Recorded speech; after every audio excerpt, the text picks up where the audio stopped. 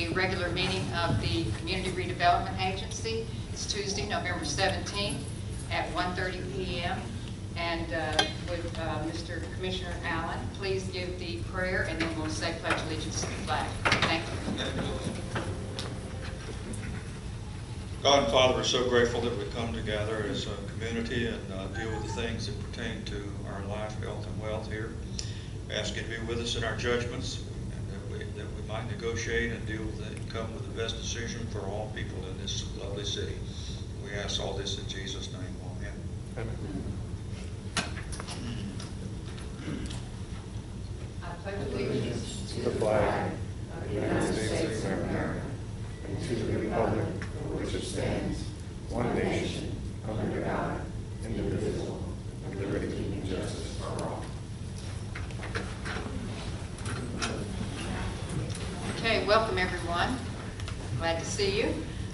May I have approval for the October 13th minutes, please? Move to approve. Can I have a second, please? Okay. We have a motion to approve by Commissioner Allen and a motion to second by Commissioner Walden. All those approve? Aye. Okay. Any opposed? Okay, so the motion passed. All right. We have staff reports, and our CRA Director, Courtney, will report on some items. Thank you. Our Façade grant for the Riverwalk condos is ongoing. They're working on that. Forgotten Coast Paddle Sports at the foot of the bridge, they started today, tearing out the sidewalks to redo. We got 10 new holiday light decorations delivered for the Christmas decorations. We have a work order in progress for a new seating bench at the 12th Street Fishing Pier.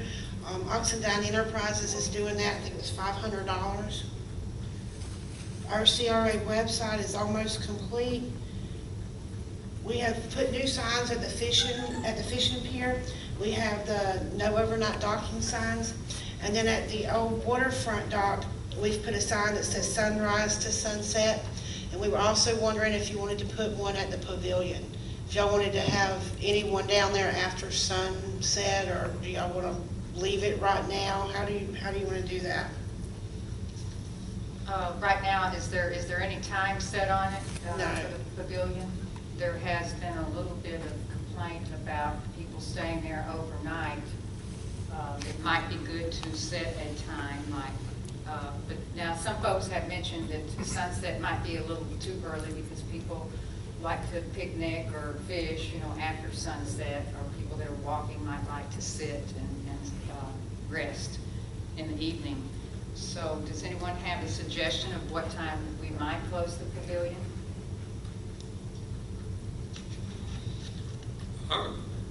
I think that evening on that pavilion is a real nice time. I know what we're trying to deal with is some of the abuses down there. Yes. But as far as I'm concerned, I'd like to see it at least 10 o'clock. Because some people like to fish at night down there too. And that's why I left it right now. On the waterfront dock, it needed some repairs. I thought it was a little dangerous. They didn't need to be down there after dark. But on the pavilion, we felt like that people used it after dark. They go down there and they fish. But we can put a time on it. Is there lighting down there? There is at the pavilion. Is it on a timer? Would it go off maybe at 10 o'clock? Or I'd have to check with William. I'm not sure. Keisha says it's not on a timer. Okay. Of course, I think that if I understand it, this is to solve the problem of people hanging around down there and diving. Overnight, staying all night. Yeah, staying all night, yeah. And should we ask, may I ask the chief if he would have any input on that, a certain time limit? 10 o'clock time, but once y'all comfortable with it, I'll let our guys know we're going for it. Like I said, it's some people like to fish one night, and when we do see people that staying overnight, there's one person I almost got, and we eventually got him moved out of town. alcohol and stuff, we gotta write some tickets down there for. I think it'd be easier to cure that situation than to put it in position on the other folks. My opinion. Does the public have any input on that? A certain time maybe to close the pavilion or to leave it open all night?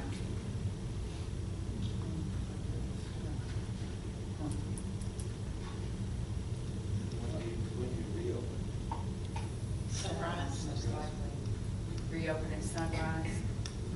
Is that our other parks open at sunrise and close at sunset? Now, the fishing pier, the 12th Street fishing pier is posted to close at sunset.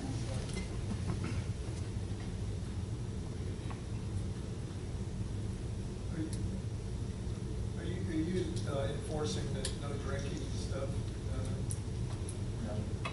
Why still, I'd go for midnight. But that's just engineers. So I'm okay.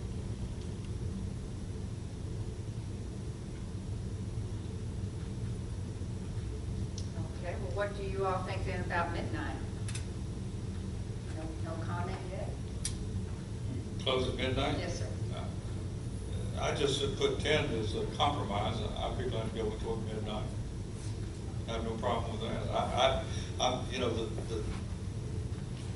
Really is what we're trying to deal with the other issue. And if we can deal with that issue, then the time is really not a factor. Right. It'd be arbitrary. But it would allow the other issue to be enforced. Yes, the vagrants and what have you, and of course the imbibing and control those things. And it's just a beautiful place to hang out, and especially on a moonlight night. You got the boats and all. It's just a lovely place down there. Well, let's say midnight. Okay. And can we get a motion on that? Would you all like to motion on that or not? I'll make the motion for midnight Can I get a second? and impose and restrict all the other issues. I'll say. Okay, is there any more discussion? Any discussion from the public? All right. All those in favor? Any opposed? Okay, so we had a motion by Mr. Callout and a second by Keith Walton to post closing at midnight on the Marine Street Pavilion. I'll probably get arrested drinking wine down there. One sooner or later. I didn't realize I was in jeopardy. Okay. I'll definitely be gone by midnight. Okay, thank you. Put it in the styrofoam. I will. All right. And then my last thing was, just to let everybody know that the mayor and I completed our redevelopment academy in October, and we are both certified in redevelopment professional designation. All right. And it wasn't easy. No, it wasn't easy. It wasn't easy. And I want to thank Courtney. She got the palm tree replaced that I'd kind of been thinking about for a few months, but it's replaced now there in our landscaping.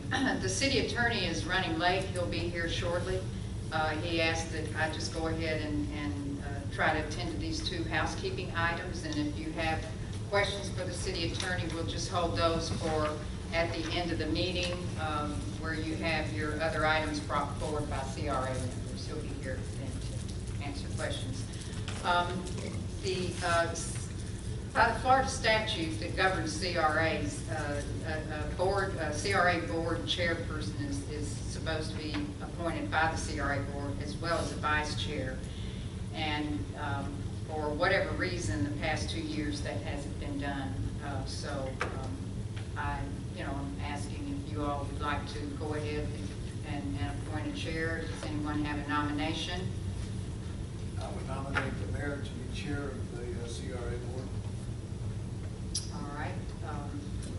Do we have a second on that? I'll second the motion. Okay. So we have a nomination by Bo May and a second by Rob Powers. All in favor? Aye. Any opposed? Is there any discussion? Too late now? Yeah, that's right. Sorry. Good Lord. Okay. This is kind of, the city attorney was supposed to do that, and it was kind of awkward. Okay, thank you. But we wanted to move forward. So now also, according to the Florida statute, the two appointed members, stakeholder members, which is Mr. Rob House and Mr. Bo May, they are supposed to be appointed in staggering terms. Actually, I motioned for them to be on board back, I have the minutes here from January 9th, 2014. And at that time, one of them should have been motioned to be on this board for 2 years and the other for 4. So we discussed it, Courtney and I discussed it with Dan, and he said to just, let's just start anew with the board members, and one will now be on board for 2 years and one for 4 years, so that they're staggered, like your commissioners are staggered. Have they expressed an interest in? Both have expressed an interest in staying on the board. And how about Mr. Powers? Do you have? I expressed an interest. Okay. I said both. Okay, both. I thought you said both. All right, then. Do either of you have a choice on which one would like to take the 4-year term and who would like to take the 2-year term? I'd like to nominate Bo May for the 4-year term.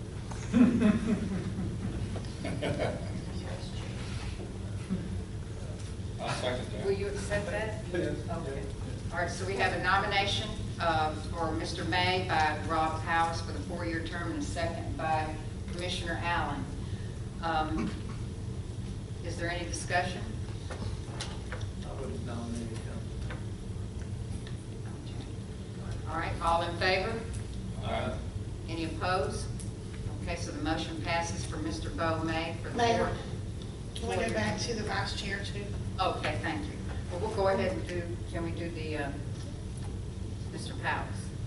So then for Mr. Powers on the 2-year term, do we have a nomination for Mr. Powers to continue on the 2-year term? I'll do that. I'll nominate. Okay, is there a second? Okay, so we have a nomination by, I've done it in one motion, but yeah, Mr. Cal Allen, and a second by Bo May for Mr. Powers to continue on with the 2-year term. Is there any discussion? Okay, all in favor? Okay. Any opposed? Okay, so the motion passed. All right, now we also need, and I'm sorry I missed this, vice chair. The CRA board, just as the commission needs a vice mayor, mayor pro tem, the CRA board as well needs a vice chair to fill in the event of an absence of the chairperson. So do we have a, I would like to go ahead and nominate. Now I've been told as chair I can't nominate, and I would like to nominate Commissioner Cal Allen as vice chair. But does anyone have any other discussion or any? Could I get a motion for that? Would you like to be vice chair? I'll be glad to. Yes. I'll second it. Okay, so would you motion for that? Motion. Oh, all right, thank you. Okay, so Mr. Powers has motioned for Commissioner Allen to be vice chair. Can I have a second? Second. Okay, so that's Keith. Commissioner Walden has seconded that. Is there any more discussion? Okay, so all in favor? Aye. And any opposed? Okay, so the motion passed. All right. Okay, so we have the housekeeping done. And so next on new business now, Police Chief Hunnings is graciously consented to come and introduce himself to the CRA board and introduce some new policing initiatives for the district. Thank you.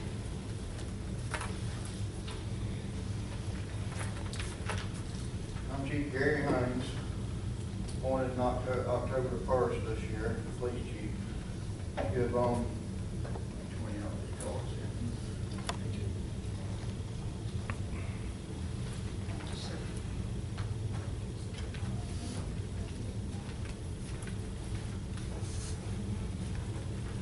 y'all business owners may have already seen these in y'all's stores downtown, some of y'all's business owners. What our plan is to start doing these security checks randomly. It won't be every business every night, but there will be a few businesses each night. It's not a guarantee that your business ain't gonna be burglarized or anything like that, but we're gonna do what we can to prevent it by more patrol, being seen in the area more. Been a little busy with the police department here recently, but when it slows down, we're gonna start trying to come up with a list of businesses along with emergency contact information. Guys will find doors left unlocked, windows open, stuff like that, and need some way of contacting the owner. And later on, we hope to be able to do more foot patrol around in the CRA District also. Okay. Now. The other night, I had to, trying to get ready for our opening, I was down there at 3 o'clock in the morning framing a picture, and one of you fellows came by, checked me out, through the window. He saw what I was doing, went on, and I appreciate that. Good. Well, you just check the doors and, Yeah, and AR time, sometimes we set the alarm off doing that. yeah, I mean, that's just the way it is. I don't have an alarm yet, but I have it on to leave the door up. Yeah, you're not the only one. And if we can, we'll lock it up and secure it ourselves and just notify y'all. Sometimes we have to call on. Would you like us to fill these out? Yeah, our officer, they'll fill them out. They have date, time, and place for the officer's name. Oh, And it also has my email address on there. If anybody has any concerns or anything, they can email me directly. All right, and you said you were going to start eventually compiling a reference list of business owners and their names, emergency contacts. Right. And that's something that all of us could help with when we're out visiting some of these businesses in the district, or if you know any, even homeowners in the district, to get their names and emergency contact number and just forward that on to the chief, and that would help him, help that department start your list. And actually, one of the CRA districts in Florida was awarded an award this most recently in October by the Florida Redevelopment Association for compiling a list like that. Of course, it was a bigger district in a large city.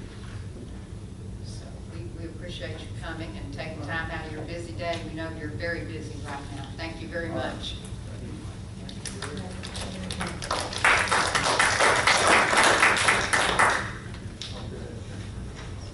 Okay, item 2, and I brought this one up after we had a brief discussion last month about billboard.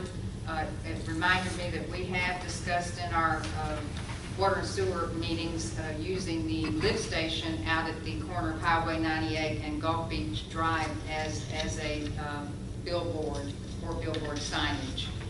It's the higher part of it, rectangle shaped, has an aluminum backside. The backside faces towards to the east. We don't have to make a decision today, but I'm just bringing it forward to you to let you know it will be a rectangle style, not as much of the. It's more rectangle. If y'all get a chance, ride by there and look. And I would have a suggestion here. We could use this rectangle style signage here, but not the get hooked part. You could actually put under there the Eat Shop Play Stay that we have. Something like that could go out there on vinyl, could be wrapped around. It's right here. This is at our fish. The sign is at our fish cleaning station now. And that's owned by the city, and Mr. Large has checked into the Florida statute. We can use that for advertising. It's owned by the city. There's a couple of small pine trees that we might need to request to be cut down or trimmed back so they won't grow in, to block it. But it would be free. It's not lit at night, so it would be just the cost. Now, the fellow Saul Signs most likely would have to do it because he owns the logo. So if you think you're interested in anything like that, that could go under advertising. And we can certainly table it to another time. It's brought up for discussion and contemplation. We're talking about item 3? Two. 2, okay, we ain't got 3. We've got a hand up. Oh, yes, ma'am. Mayor, what would be the purpose of our you're saying that you see a need for it, but what need you guys are having a sign out there? Are you directing it to something here in town? It's advertising Carrabelle. Did you notice we have a sign on the east side of town here? We're trying to advertise and promote Carrabelle, the city of Carrabelle. Also the north side, out by the prison. Is there a place for a sign out there? There is a sign out The gateway sign. there, Carrabelle sign. Would this be instead of the one that's there where you go to the Carrabelle local is? Right. Yeah, instead of that, she wants, she said her rate. And I don't know if that includes, there's a meter on that. And I just have noticed that there's a meter, so I don't know if we would have to, the CRA would have to pay for electricity on that billboard or not. But this particular location that I'm suggesting would then include the 16 businesses that are in this, there's city limits goes out there. That RV park is in the city limits. Instead of putting a sign right in the middle of businesses that are in the city limits, advertising past those people, we try to include as much as we can. And I'm sorry, I missed the size that would be. I don't know, we haven't measured it, and actually, Mr. Large could get written confirmation from the DOT. He sent an email saying that, but we just haven't followed up on it, because there might be a little fee from Inovia to do that, but he did send a excerpt from the Florida statute that says that, if it's something that's advertising the municipality, and it's owned by, the location is owned by the municipality for services, activities, or events, or entertainment, then, we can't use that. The DOT will allow it, but Mr. Large can get confirmation. We don't want to direct anyone to do anything unless this board directs that, unless this board is really interested in doing that.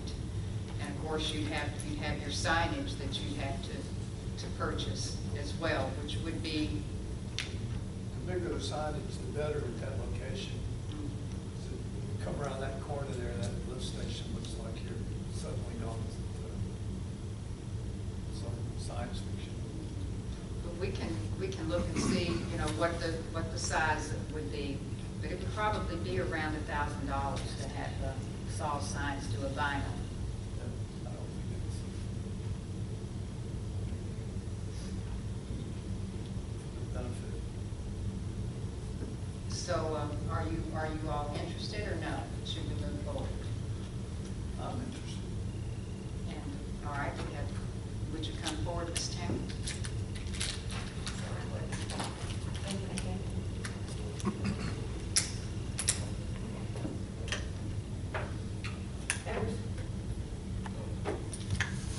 Ever since we got the gateway signs, it's been on my mind that we really do need a solar spotlight on, especially the gateway signs, because at night they are pitch dark.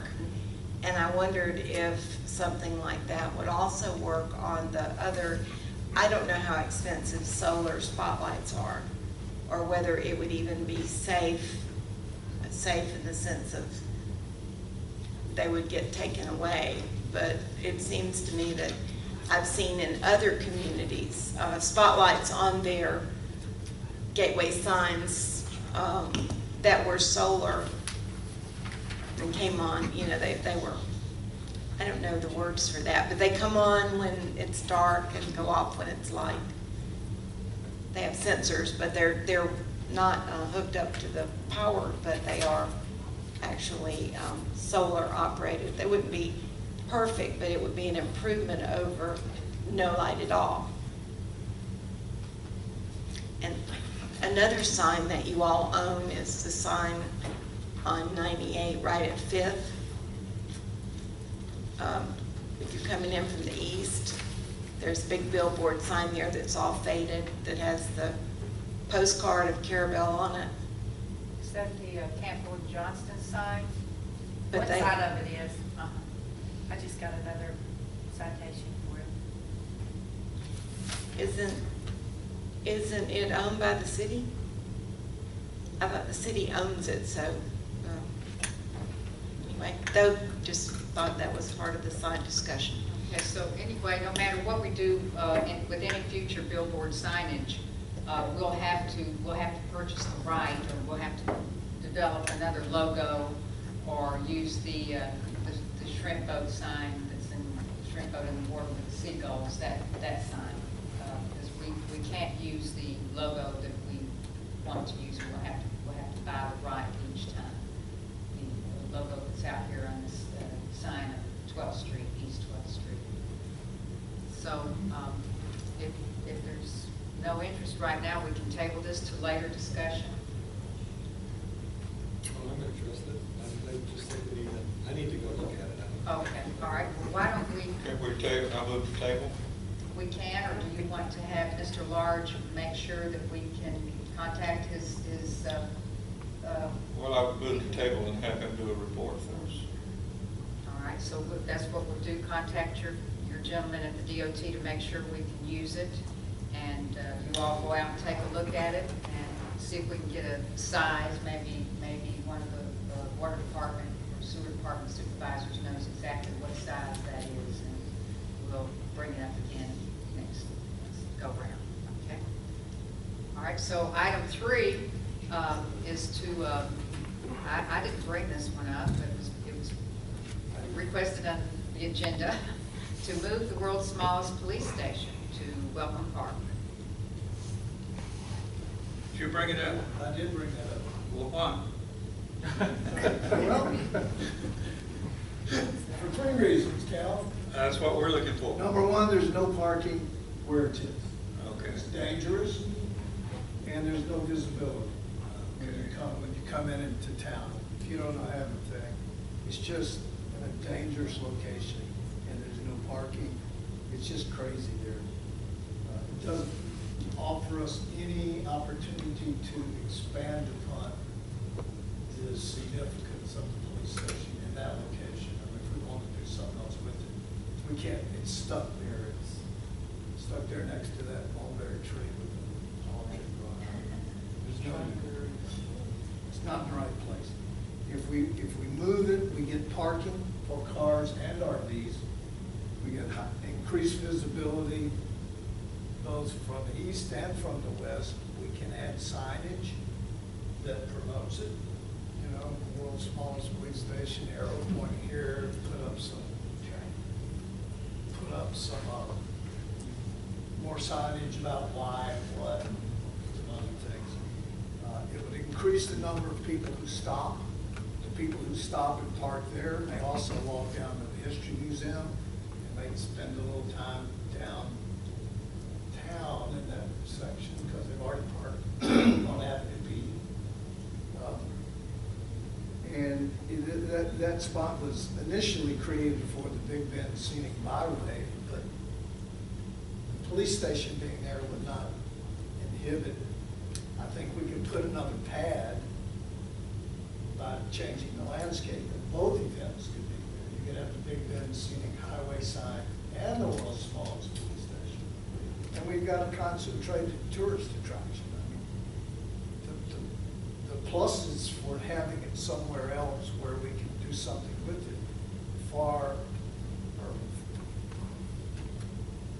combined with the negatives for where it is, make it to me I wouldn't say it's a no-brainer, but I think it makes it obvious that we should move it and try to do something with it and maximize the the opportunity that we had with that silly little world's smallest police station, that people love to stop and take their picture. Everybody that takes their picture there, they stick it on the, yeah, go ahead. I'm just rambling, that's my speech, I'm done. My office is across the street. And state your name, please. Thank you. For the record. For the record, my name is Beth Barber. Turn your mic on. My name is Beth Barber. My office is across the street from the world's smallest police station. I know it would take parking away from your building, and I know that that's not the reason that you say, but I see no problem with the parking because there's parking right down the road from it. I see people over there all the time. I run out of my office, grab the camera, and take both people's picture with the police station, and they're always happy. They always ask the story. I always talk to them. They go. I see them go over to the Chamber of Commerce, and then they walk over to the little shops, and they walk downtown. So I would be against moving it from where it is. I see the opposite of what you see. Yeah. I see chaos and collision and people parked here and scare them in the post office parking lot. There's no place for an RV to park. Walking back. I don't know, I've been there for 9 years. Well, I can't top that. But I've So, been there for 3. Yeah, so, I just think it's in a good place where it is. We can create a video of your presentation and run it in a loop. I can help, let me take a picture of both of you, get in there. Okay. All right, please. Is there any other public comment? Okay, come on forward, Ms. Tamara. While she's coming up, let me say those are all good reasons. So,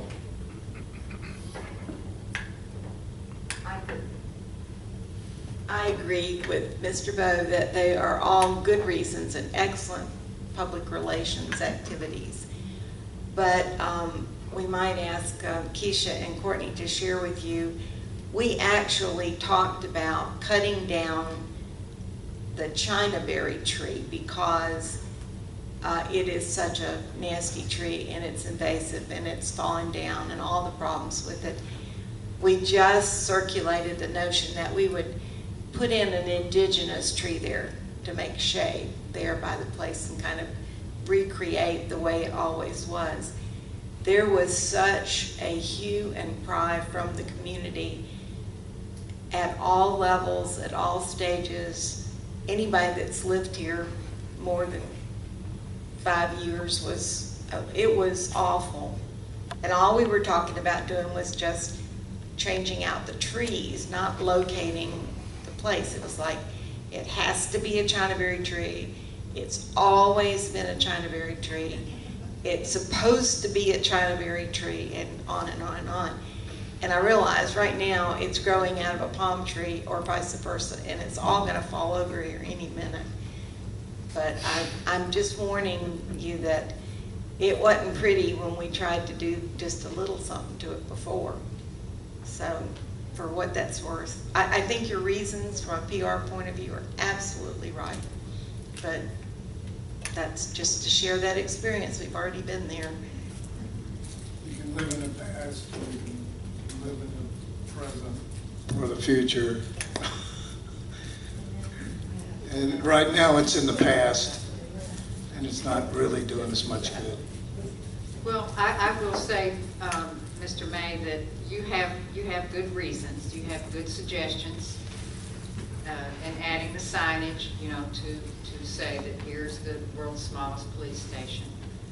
But that concrete slab there in the Triangle Park was designated for the Big Bend Scenic Byway, and we had a difficult time trying to find a location for the Big Bend Scenic Byway kiosk. We had several meetings on it and public input, and the city just does not have enough land near water. They're really supposed to be right by the water, these Big Bend Scenic informational kiosks. And we were able to go ahead and let them, they gave us approval to put it back off the water there at Triangle Park. That is the only spot that we could fine for it. Mr. Dale Suggs, president of the Big Bend Scenic Byway, came here with an engineer, and we went all over the locations that would qualify. The kiosk is already paid for, the city's already paid for it. Now, Mr. Dale Suggs, the president of the Scenic Byway, has been requested by the Tourist Development Council to come and make a presentation there because the council members are curious. They have also invested in those kiosks here for Franklin County, and they want to know where are the kiosks, what's the timeline, when is this coming to pass, when are they even going to let out for bid the contracts. So I would suggest let's hold off until the president comes to the TDC and makes their presentation. I sit on that board, and I can certainly, and I would be happy to report back to this board and to the commission, because we all want to know when those kiosks will be here. So if that kiosk is coming, even within the next year or two, I suggest not to move that police station to that location. If we want to find a home for it, then we need to find a home for it. You know, where the byway sign is the footprint for the byway, with minor landscaping, we could create another pad 40 feet down from that and have them both in the same location. There's plenty of room there. I bring it up because I told Curly I would wait till he couldn't argue with me anymore. Good idea. It was a good idea to wait. Good idea. Yeah. Bring it up now after you did. Yeah. Well, I discussed it with him when he was here, and he said, "Wait till I'm not. You can wait." I'm sorry, I can't hear you. I discussed it with Curly at one point, and he said, "You can wait." Yeah. So I did. Well, it's a landmark. It is a landmark, and I think it's a valuable tourist attraction, and it gets a lot of traffic. It's a good thing. We can maximize it.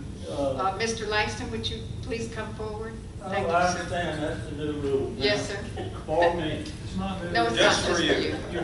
Thank you. That's fine. I appreciate it. Thank you, sir. I'll have to use this, everybody. Here. No, we want to get your opinion. Can you hear me? Think you It's have to on turn for it the on. record, for the tape recorder. Yes, Can you hear me? yes, sir, thank you. Okay. It is a landmark. It's been here forever. You don't use yours. No, I do, I have it right here. That's all I got to say. Why do you want to move it? Well, for all the reasons I stated. You weren't using it. Oh, I'm sorry. Better parking for cars and RV, better visibility, increased signage, increase the number of people who actually can stop and enjoy the event with their cars or their RV parked on Avenue B, which is freshly paved. And then while they're out, they can walk on down the street. They can be downtown better. I mean, Highway 98 is it's very difficult to park there. People that pull in there just pull in willy-nilly, and they're, it's difficult. I've talked to the people that bought the bank. That would be the location. That's And an idea. just, they could pull right in there and come right back out on 98. If they did that through Butler property, probably. Well, David's a big supporter of your group, isn't he? Yeah. No, that's been discussed too. Once we did the visitor, what do we call that? The welcome station. That seemed like to me the ideal place. At one time, the police station was. No, I don't like change. The bank is something, that's an option. Yeah. Okay. Can I need to go. Well, I got an excavator waiting on and me. we've missed public comment. Let us finish this one and we'll move right back to public comment. Well, Let you come I'm interested in number 4. in. Okay. We're All right, almost there. well, let's move forward then. Thank you, sir. I defer. But I've what had my say. I want to say now, Courtney and I have learned in these redevelopment courses that something that's going to be as controversial as this, and I can guarantee you this would be very controversial, that you would need to have a special discussion and workshop. You would have to have a workshop on this only. It would have to be advertised in the newspaper. We just cannot, we can't, it would not be accepted to make that decision here today. There would be an uproar. I didn't expect it. Okay. I just would like to get the discussion going and see where it comes out. So if anyone here wants to motion to move forward, I would suggest to motion to move forward with scheduling a public workshop discussion on this after the first of the year. Or if you would like to table the item, and we'll bring it up again at your discretion when you'd like to talk about it again. But I do not think that we should move forward on this without having public input. Can I make the motion to have a public discussion on it after the first of the year? A second. Can. Okay. Well, I'll make that motion and. All right, so we have a motion by Mr. Bo May to have a special workshop discussion regarding moving the world's smallest police station, and that motion is seconded by Commissioner Allen. And do we have any discussion? Say right now, I'm strictly against it. Okay. I agree with Ms. Barber. It's part of Carrabelle where it's at. And you come up with a drawing that the public, I don't think they're gonna go along with moving this thing. They're gonna be outraged. I'm not going along with it. We're not voting. So I'm strictly against it. Till you could come up with something better. If you could get a place to put it where the people care about satisfied where it's at, or don't, we gonna hear about it when we move that police station. I know it. I'm telling I you, have no doubt. I'm strictly against it. Well, that's what our public discussion would be Yeah. about, and we'll, by then. If he wants to bring it up, discuss it. Yeah. And let the public come in here and voice their opinions, I'm with that. yeah. Okay. Okay. All right. Do we want to try to maybe do this in February and let the public come in and that give us time after the holidays, everyone is recuperated? Sounds good. Okay. Should we just add it on to our meeting, Courtney and Keisha, or do you think we want to do it in the evening where the public can come in? I think you'd have a better response in the evening. Okay. What time do you think? 6 o'clock. Okay. You want to do it the same day as the CRA? We'd like. Because Dan will probably be down here, and I know Mr. Powers is out there. Will you be here in February? I hope so. Oh, I'll be here. all right then. So then can we get a motion for, what day is our meeting in February, Courtney, Keisha?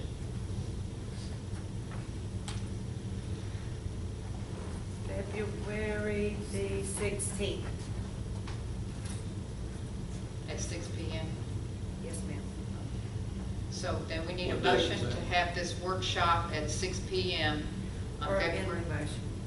Oh, we have a motion for February 16th? No, we just have a motion for a workshop. You can just amend. Okay.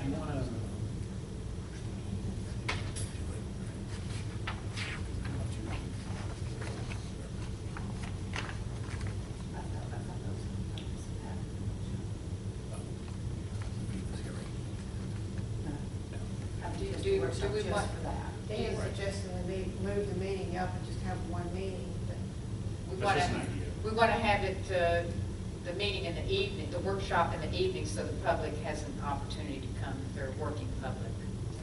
Definitely. And Okay. then my only suggestion was only for convenience of board members is then you'd be coming in for a meeting at 1:30 and then coming back for a meeting at 6. You could, depending on the agenda, how much stuff you have on the agenda, you could have the meeting, we could just have the CRA meeting at 6, addressing this item. Just for your. Yeah, do y'all want to do that? Have the CRA meeting at 6 and have the discussion right away in the meeting? That'd be good. I agree with that. Okay. All right, so we'll move the, all right, we need to amend the motion then to move our CRA meeting at 6 p.m. and then with that we'll include the workshop on February the 16th. So who made make a motion? Vote. Okay, so can you amend the motion? I so amend the motion. So Mr. May has amended the motion. Do I have a second on that amendment? I'll second. Okay, so Commissioner Allen is second. Any more discussion?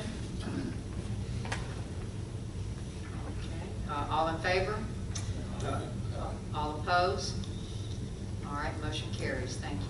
Shall I advertise that? Yes, we're No, ready to continue go to advertise. It's a little too soon now, but. Right. Want to advertise it 2 weeks in a row?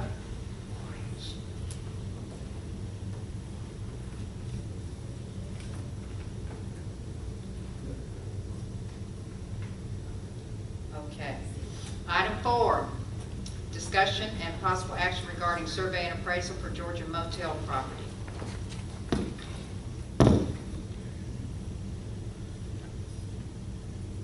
And, yeah. I was the one that also asked for that. But I defer to you if you would like to speak on that subject there. Yeah, I do. Do you have a price on it, or y'all just don't get it appraised, and then seems like you're spending a lot of money? No, we don't have any specifics. I have a conversation with Steve that says, and I know that the property has been looked at by several people, Well, We are just, right now, I think what we're going to do is just kind of, and I'm glad you're here to help us Okay. decide whether or not we even want to invest in a survey and an appraisal. We don't, I don't know, we don't know what Mr. May's intentions Yeah. are with the property, what his suggestions are. We don't know what the asking price is. We don't. well, the asking price is $500,000. Oh, And probably a better price than that if you were interested in the water front. now say that again. We probably have a better price if you're interested in buying the waterfront too. Oh, as a package? Yeah. Okay. What we had always talked about then, and I told them, was, y'all buying our office, the lot next door, Jack Skelton's place, which is next to the little building we have. And then we've got the old Ron Crawford stuff on the other end, which is next to the condominiums coming back towards Dunn's and all. I've got a better. Okay. Do you have one with you? Good map, I'll bring it. Okay. So the little building with the red roof, Yeah. that's part of it as well? And then a little bit on the other Basic side? tackle shop, Jack could give us, Jack Skelton and Tom Ashley on. And The Just Right Marine? That's all? they give you everything with the exception of docks and knowledge. Hmm. And that's the red building, the brick building, y'all have already condemned, the city's already condemned it, but you've never taken any action on it. Or can you get some BP money? Can you take your money that you get and leverage it to get? If that will come to pass, we can do that. And I sit on the BP board now, I was assigned to do that. And the thing is, with the BP, it's they want you to develop a multi-year plan, a 15-year multi-year plan. So that's going to have to be developed first by Franklin County, and that's the board I'll sit on to help develop that plan. Once that plan is developed, the Franklin County Commissioners will submit that to the U.S. Treasury, and then they I've will. read the law and the administrative rules. Yeah, and so and they're thinking it's gonna take about a year to a year and a half to develop that plan. And that's the catch, it's not gonna, the money's not gonna come forth immediately. And then they're gonna give, Franklin County will get $2 million a year. Well, I think the boys would be interested in, if y'all could make a good faith effort and tie all of it up. I would like to see the city have a wharf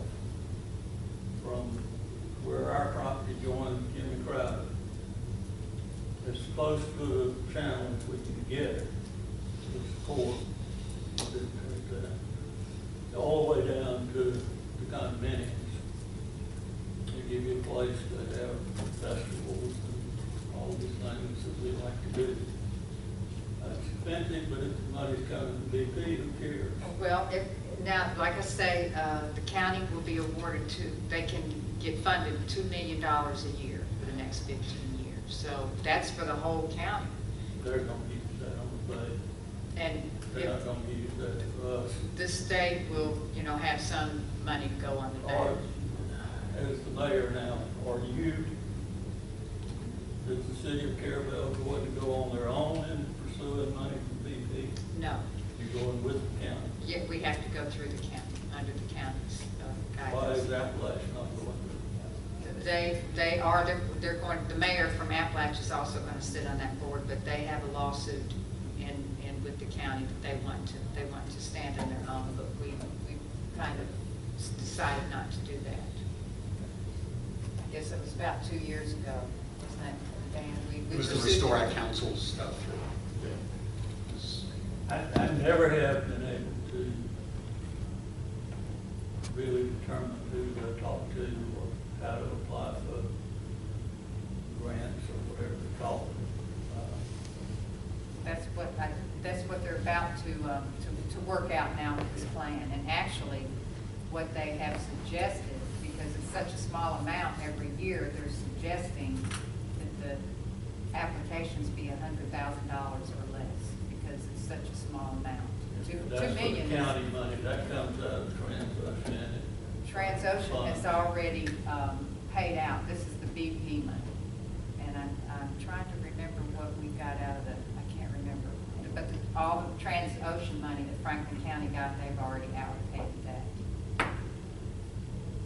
The $2 million, when you talk about all of Franklin County, it's just not that much money. Well, it's a lot of money if you get it all. But you mean if Carrabelle gets it all? I mean, if Carrabelle. I don't know how Carrabelle would get all of Franklin County's money. If they get You it. need to negotiate that. Need to negotiate. We'll call in the Dom. And on our CRA, our budget, we just don't have that, I'm just trying to guesstimate in my mind, what all of that property would cost, and looking at the 500 for this one, and, I know it's gonna be over $1 million. Our CRA, we have some money, but, we're not gonna have that much money after our projects are done. We'll be making, what the CRA, how it's funded, is a certain increments, percentage of all the city and county property taxes that's in the CRA district. And so it's working out to be about $220,000 a year. And we cannot, the Florida statute won't let a CRA take out a mortgage or a bond, anything longer in length than the year that the CRA expires. I don't know that, Steve would be willing to do that anyway. Well, I'm just trying to say that we don't have the funding to purchase it outright, and we would have to probably finance everything we have for the next 7 years to purchase it. Our CRA is sunsetting in 7 years. It was established in 1992 for 30 years.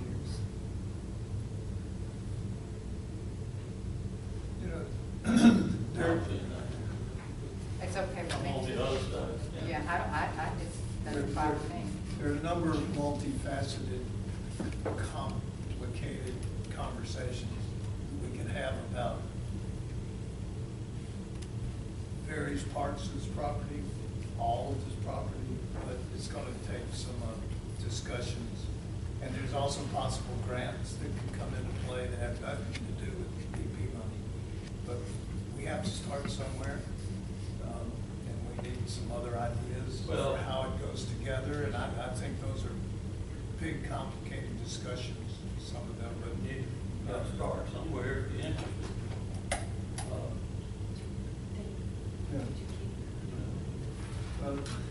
that's what my interest at this point was in the the motel property. Does that include the two lots to the east? I'm not sure, that's why for the survey, probably Well, there's two lots. was to know exactly what was there Yeah. and then what. And then on Marine Street, there's two buildings, two lots next to there, For us to get, we had to have this possible action conversation so we could pursue whether we could have surveys of that property. And There was then a we survey would, done, I don't know whether I've got it in the office, but Ben's got it. yeah, I imagine Ben's got it, and he took all Ben's old Yeah. files. no, we would need surveys of it and an appraisal done on the survey property before we could really, I think, discuss.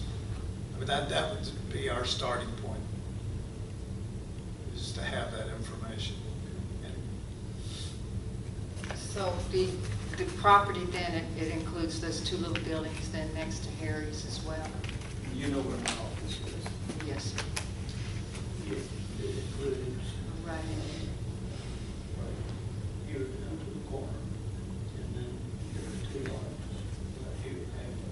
Oh, right over here? And that's the 500 you're asking? That would be a great parking facility. Have it make Marine Street one way, So help everybody over there, and, what were your ideas for this? I think my immediate ideas were for a parking with some recreational type facilities, not big, I mean, benches or eating or a place to cook out. Like the motel now has a little place in the back that's sort of kind of got the screened in Jimmy Puff and cook your fish sort of. You know, something that retains some of that quality, but yet provided parking for the Avenue B downtown Harry's, that cluster we get down not the best bang for your money, but. we got to get parking somewhere in the Yeah, downtown yeah. area, and that's shaping up as one that I think we. You know, every city, from here to the state line, has got a wharf.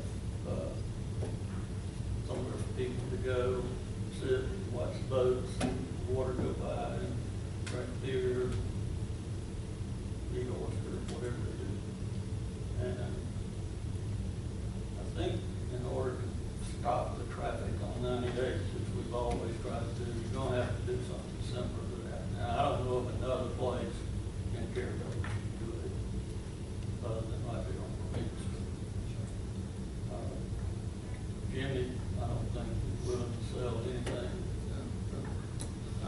I don't know exactly how we keep this discussion going, but let's, whatever it takes, let's talk about it. Is there a price on the waterfront package?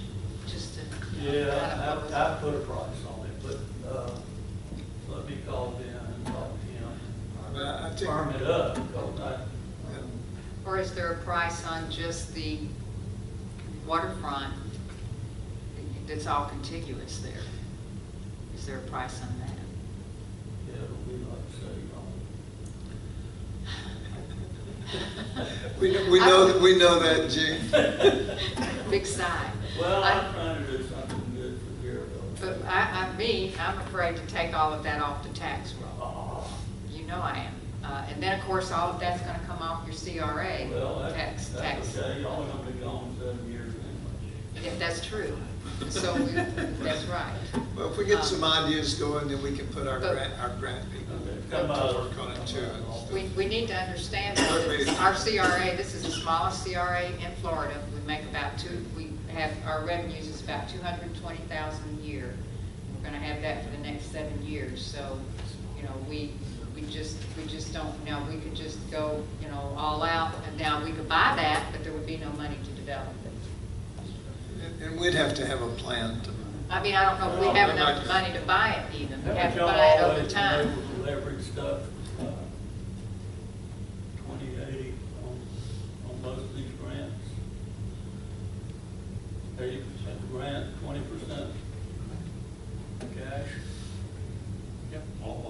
different variable amounts, yeah. You can always get, most of them are very I mean, if favorable. you got 250,000 a year coming in, and that's only 20% of what you can get, that's good money over 5 years, 7 years. May I make a suggestion? There are a lot of issues that are brought into all this, and I think on the agenda item, we should be talking about the Georgian Motel. And I understand your feeling on that, and I think you've got some great ideas, and we've talked about it before. Yes. But when we get into these things here, we're getting away from what's on the agenda here. If we could get back and deal what we're gonna do with Georgian Motel, or we're gonna look at it, get his map, get it surveyed, if we got a buyer, look at the price, go in that direction, move on. That was really all I had intended for this, but I'm glad to hear Gene's. Yeah, okay. Thank you. Thank you, Mr. Langston. Okay, then. I don't know that we would want to pay for a survey, but we might have paid for an appraisal. That is something buyers do, potential buyers. Yes, sir. I heard you talking about that you were on the BP, and you said it was going to be $30 million in to Franklin County over the next 15 years. Is that correct? $2 million a year, $23 million. Okay. And then that's just pot one, right? That is the direct component that's coming to Franklin County. Have you even thought about going to pots 2 or 3? Well, that would be through the state or the. But it's a project that you can submit. I'm just saying. Well, we're not discussing BP projects right now. Understood. Okay, Thank you. sorry. Thank you. Courtney, about how much would an appraisal cost here in this? $1,800.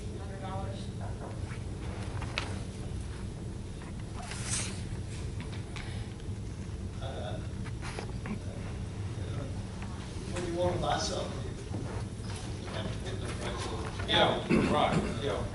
I mean, the only way to talk to them about what they think it's worth is to have. Well, I think that's what we'll do, is find out if we're interested in it, we need to find out what it's worth and what somebody's willing to take for it and all that kind of stuff. And do we have any idea what it would take to demolish the, buildings there and removal?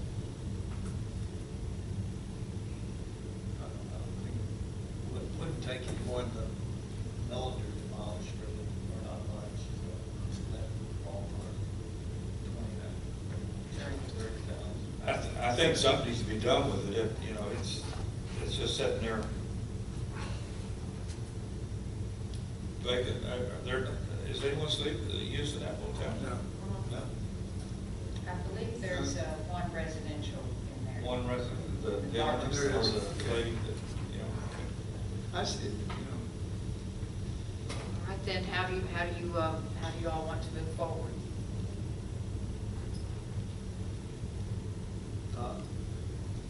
I'd like to get an appraisal based on the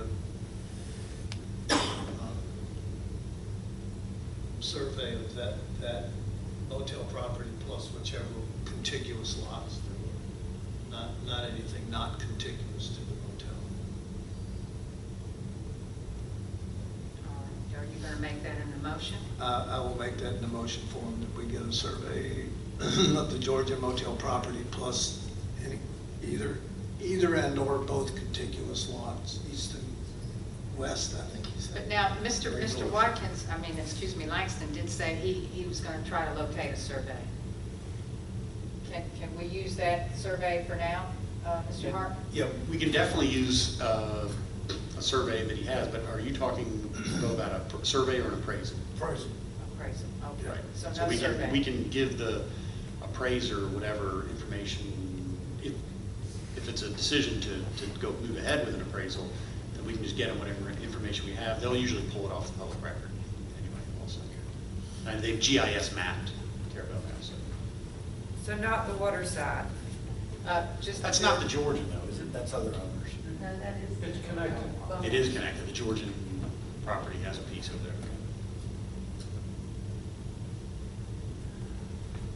So just the Georgian, and he said that the 2 buildings there next to the Harry's is included with that.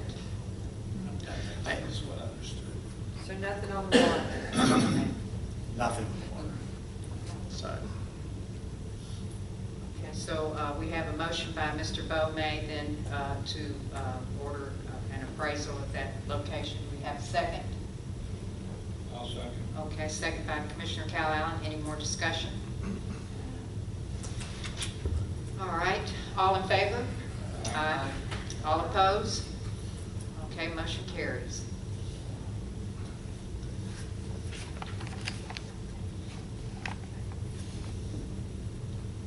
Okay, and meanwhile, we want to have you bring back some ideas that you have for this property. Item 5, building facade and site improvement grant application review for Gulf Unmanned Systems Center. They want to paint the exterior of the main and the small buildings and discussion of possible action. Did you get to talk to them today? Okay. What did they say? He said that he could give me the paperwork that we discussed this morning. He didn't have it available with him right then, but he would get it for him. Okay. So what we're talking about here now, did you all review that application? You all reviewed that application? Everything seemed in order, except the grant criteria does require that they submit an actual contractor's estimate, and what they submitted was a request for proposal from their purchasing department. And so Courtney contacted them this morning and asked them if they would submit actual contractor's estimate and contractor letterhead to the contractor's license, because they have to be licensed contractors to perform this work with these grants. So my suggestion would be to, it looked in order to me. If y'all saw anything that didn't see it, it wasn't in order, I would suggest to go ahead and give a tentative approval and let the director go ahead and sign the documents when she sees when they bring in the actual contractor's estimate, contractor letterhead.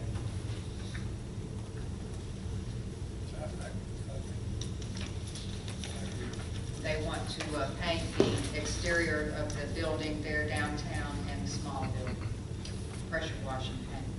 The small building is the one that runs along. Yes.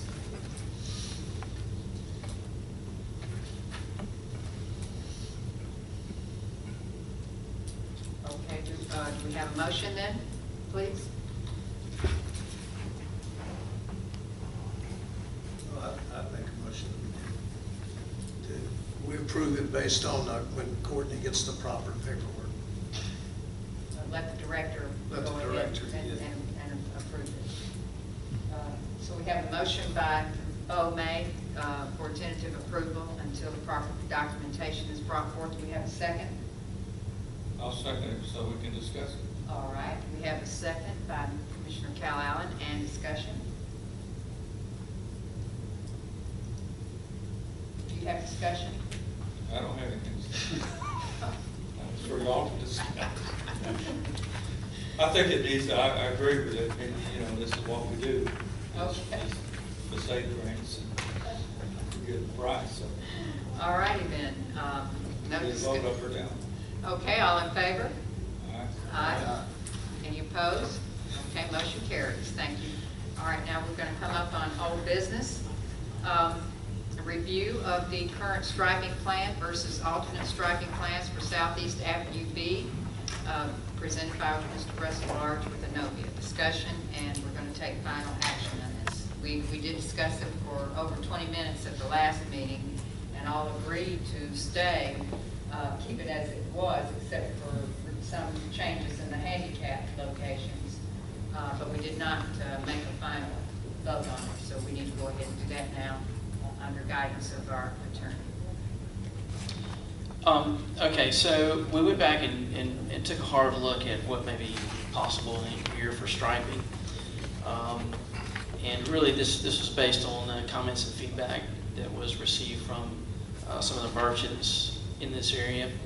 And we understand that functionality of the parking and the functionality of the roadway is important here, especially as it would support commerce for the businesses in this area. So we took a hard look at it, actually took some additional measurements, and we've come up with 2 alternatives and a third one that I'll discuss with you that I don't see it as a feasible alternative, but I'll mention it. So I'm going to pass out a couple exhibits here, and then we'll review these.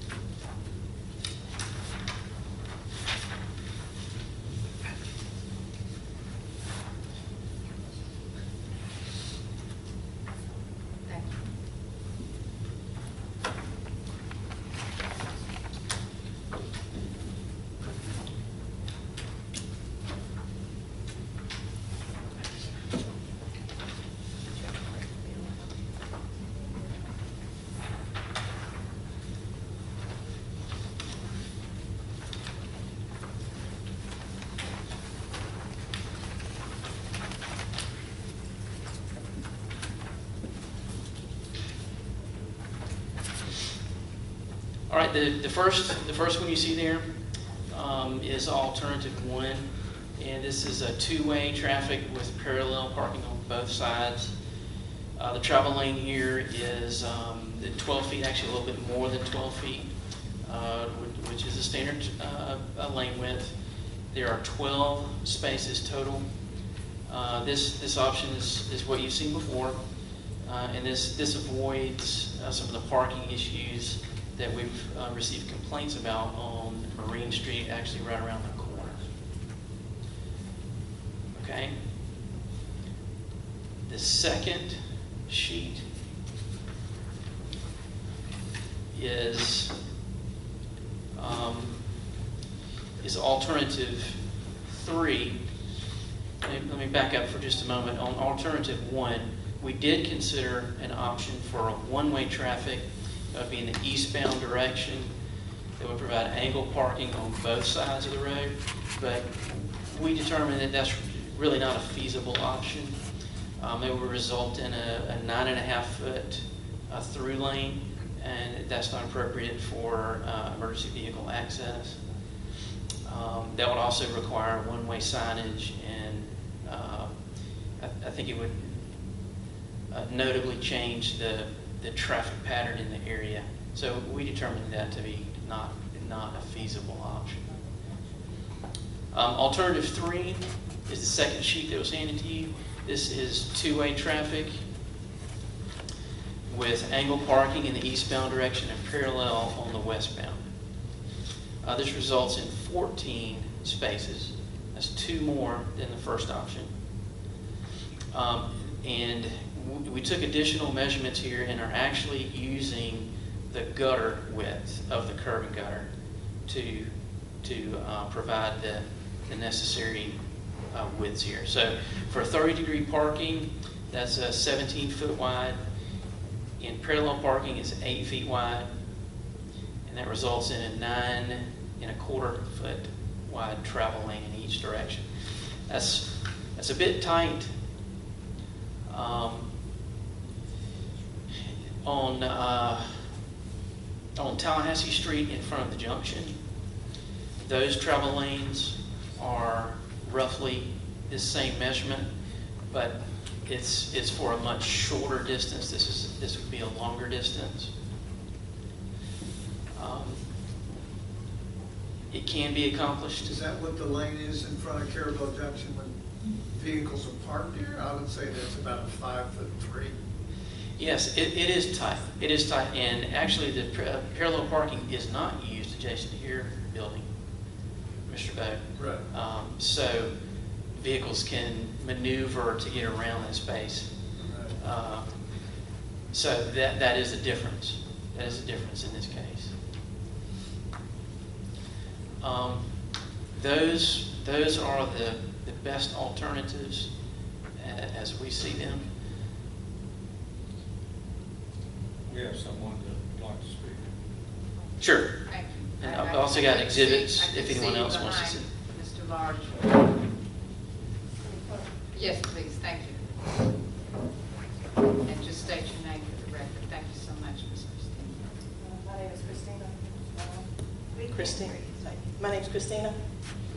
I have a shop called Clip and Snip on Avenue B. The problem with the parallel parking is a majority of my clients are over the age of 70. You park 2 cars and there's space in the middle, they drive by. Since this has happened, I can't tell you how much business I've lost. Secondly, this is a service road. This is not Highway 67. So it is not necessary to drive down this road to get anywhere in Carrabelle unless you're servicing any of those businesses. You can get where you gotta go. It's not a mandatory road you have to go down. And that's, I don't understand where the junction is, it's 23 feet from the center to the curb. When I measured from where the slanted parking was before, it's 23 feet from the center. And like I said, this is a service road. It's not a highway. So explain that. I find it very difficult to turn from 98 to Tallahassee or 67 a lot too. It's an inconvenience. And as Mr. Large stated, the problem in the slanted driving parking wasn't on Avenue B, it was on Marine Street. You can't compare. But as bad as it's hurting my business, it's probably going to cause me, if it's not changed to where there is more parking, to where the clients can walk across the street. Even if you bought the Georgian and make it in the parking lot, it's not going to work for me. And when the White Kitchen opens, you still have a problem with parking. So were your clients, when it was angle parking, were they walking? Directly across the street. Were they walking across the street then? I mean, how did they get from their vehicles? Walk across the street. Walk across the street. So But as of now, I can tell you, I haven't had anybody who's come in there who's been happy. And Mr. Cal knows, I've been telling him, go tell your commissioner. I don't know what else to say. I've written you and I've written him, and, you know. And as I'm sitting there watching these elderly people drive by, because when they see that they can't parallel park because they're already afraid to drive, they just keep going.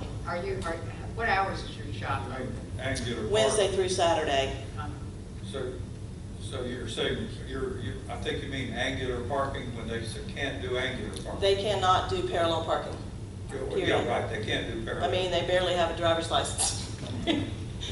I'm being serious. I mean, I got old customers. It's hard to parallel. But yeah, I mean, it's hard even if you're young. But like I said, I've watched them drive by. I mean, there'll be a car, a space, and a car, and they're not going to try it. And two, with the parking the way it is, once I have my vehicle there, Brooks has his, we both have customers, that's 4. And I don't know where you were getting that we have so much parking, only 2 less parking places, I guess, unless you go way up by the Georgian. He does, I just counted it, he's got 12 total spaces here, right here in this area.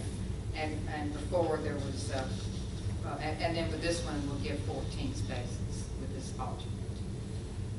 So it's 12 or 14 spaces. And I wanted to suggest that and I have noticed that you park across the street. Well, I try to park far away, but still. That's a good thing. I think that there's the same truck there always parked in front of your, I think it might be your barber or someone who's working there. And then a lot of times there's a vehicle parked a long time in front of the museum as well for a while. Well, when the museum's closed, I'll park between the CPA and the museum there in that one parking place, because he usually only has 1 or 2 people. But I think that the shopkeeper in the museum keeper, I think a lot of times is parking right in front of the museum. They may be. Yeah, and I know that the Pleasure Way, he must have been there working or something many days. He was parked there taking up not 1 space, but 2 spaces in the Pleasure Way, right in front of the museum. Right, and 2 right in front of the shop where I'm at. That's a handicap, and it's painted regular, so it's really not a parking place. I think that that's gonna be the handicap space. And I know that people were complaining about where, I think you even said it, the way the spaces were, you couldn't get in and out on the curb. But like I said before, it's not a major highway. It's the whole block actually, from what I'm thinking is that Southeast Avenue A, where the water department, the old little water shack thing is. C. Is that C? Okay, C, that whole block. Unless you're doing business there, you don't need to come through there, period. And like Mr. Langston was saying, you can make Marine Street a one-way. And I think at one time somebody said it was going towards 98. But I don't know, I mean, that would be future growth. I don't know what you're planning on doing there. I know that Mr. Large said that there was another engineer going to do Marine Street. And if, I will suggest that we need to have a workshop on the parking layout for Marine Street as well, or we'll end up in a situation. Because I know somebody just bought Harry's Bar. Yeah. That's got to be discussed. I have a question in a for public workshop. Mr. Large. Did you say that one of the proposals was one-way east? Right. You Right. said- One of the proposals is one way in the eastbound direction. And that would provide angle parking on both sides. Yeah. What about going west? Because they could come into town, straight in, turn right, go to Christie's, and back around that way, and go left down there. I think either way, I think that Yeah. it could go that direction, but you could. And then do angular. Right, but now you could not turn onto Avenue B from Marine Street in that case. Right, yeah. And And the only people that would be hurt by that procedure would be the boat people coming out with their boats, because they do turn and come out with their boats going Well, they east. came out from the gas station and took a right, and then took another right. They're back on 98. I will say now, if you're going to consider a one-way, we're going to go, even to discuss this, you need to keep it in your mind that once you put a one-way, you're going to have to consider the traffic flow of that entire side of the city over there.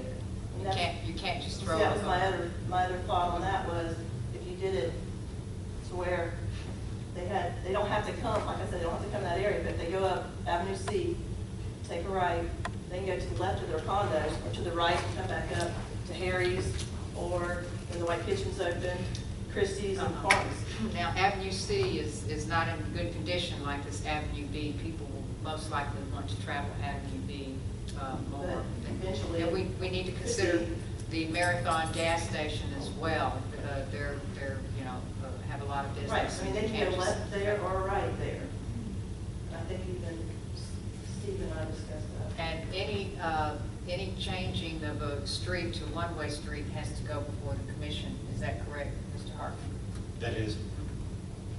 But at one time, this was a one-way street, from what we're understanding. But we can't, this Right. board cannot. But what I'm saying is it worked before, Right, years ago. right. Probably when it was a lot busier town. True. Now, did I understand you to say that the real issue gets to be what the DOT will allow? No, not at all. Can we do what we want to with our streets?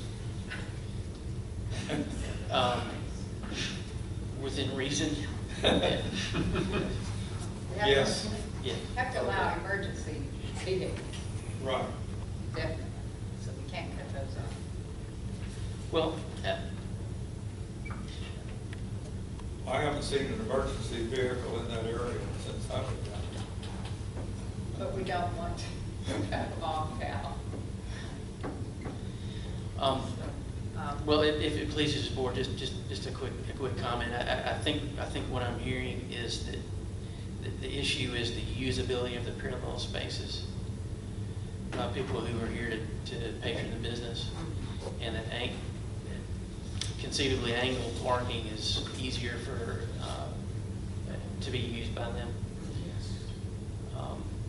I do think alternative 3 is a feasible option. The travel lane widths are tight, but it is feasible. What about doing angular parking on just one side of the street, like it was? I think that's what you're suggesting. suggested. That's what you got there? That is option 3. Okay. Well, except that we do have parallel handicapped spots in the westbound direction. But you always had that. But we always have that. Yeah.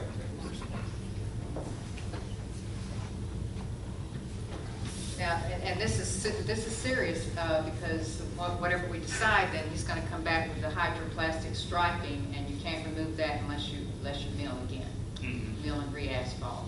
This was $109,000 somewhere around there, so we can't just change it on a whim.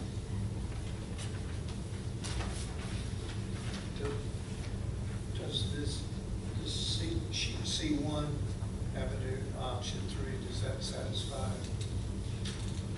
I'm sorry, Ms. Oxenhut? I'm sorry, I don't know. I'm not sure. I thought somebody knew your mind. I don't even know my mind. I got it. Toby, I like to use my mind. No. No, I don't.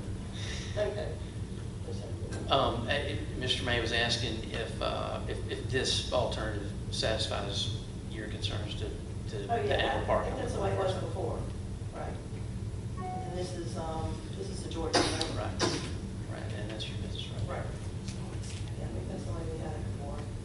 And it seems, like I said, more feasible just for the people to park. I mean, I hate to be a pain in the rear. Well, we have enjoyed it. It's beautiful. But you have you probably noticed when you're here and traveling to the west, you have a wide open view. You can see the water. It's just Right. so. Well, it also makes people drive a whole lot faster leaving. Oh, we're going to put, we have 15 mile an hour. Even faster now. 15 miles here is posted in here. We're going to order some new signs to go Come to each off of spot. Highway 98, it's like a. So, but anyway, there's not that many vehicles there. Maybe on Friday morning when the Pepsi truck is delivering here, he takes up 3 spaces when he's delivering at the marathon. But that's the only time that it's crowded, is on I Friday guess morning. eventually the ones that are in front of the Georgian, those belong to, that's part of the Georgian, because that would have been at somebody's hotel room. Right? So, anyway. That area, Technically. that area is in the right of way, so Right. technically owned by the city. But you're not going to have a lot of parking. You're still going to have your wide open view that we're all enjoying. There's not that much parking that goes on there except Friday morning. There's Saturday and Sunday it's wide open. But then when you have the white kitchen open up, then, Yeah. I mean, just no different than when the art museum was a video store. Thursday, Friday, and Saturday were busy. And it was, I mean, the parking places, were pretty full. It was a busy place. And I'm expecting the downtown to get busy again. I hope so. So, I hope it's building. Okay, do you all have any ideas here? Do you want to move forward on it? Now, we left it as was last time. We need to take action now.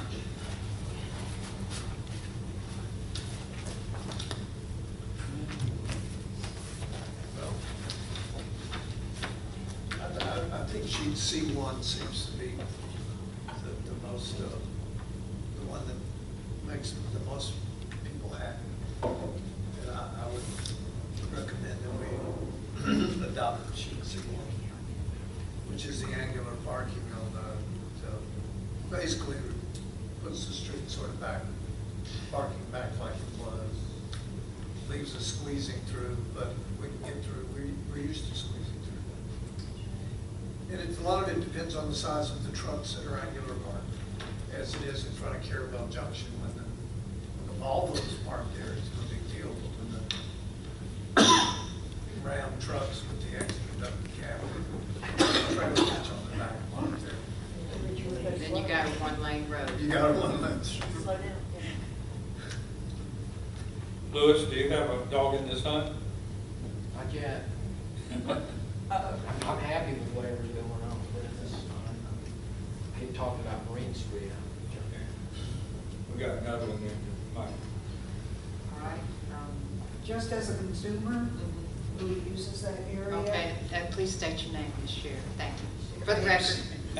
My name is Cheryl. No And harm. as a consumer, who uses those facilities, I enjoyed it much better when we had the angular parking. Because like a lot of other people in my age group, I do not like parallel parking. I can still do it, but I don't care for it. It was just easier to just pull in and pull out. Okay, now, just let me ask you something here for future. The Marine Street is not as wide overall as this Southeast Avenue B, is that correct? Marine Street is not wide like Avenue B? That is very similar. Oh. We did take measurements, I don't have them with me, but I can check that. I do recall that we came up with a couple of concepts along that corridor.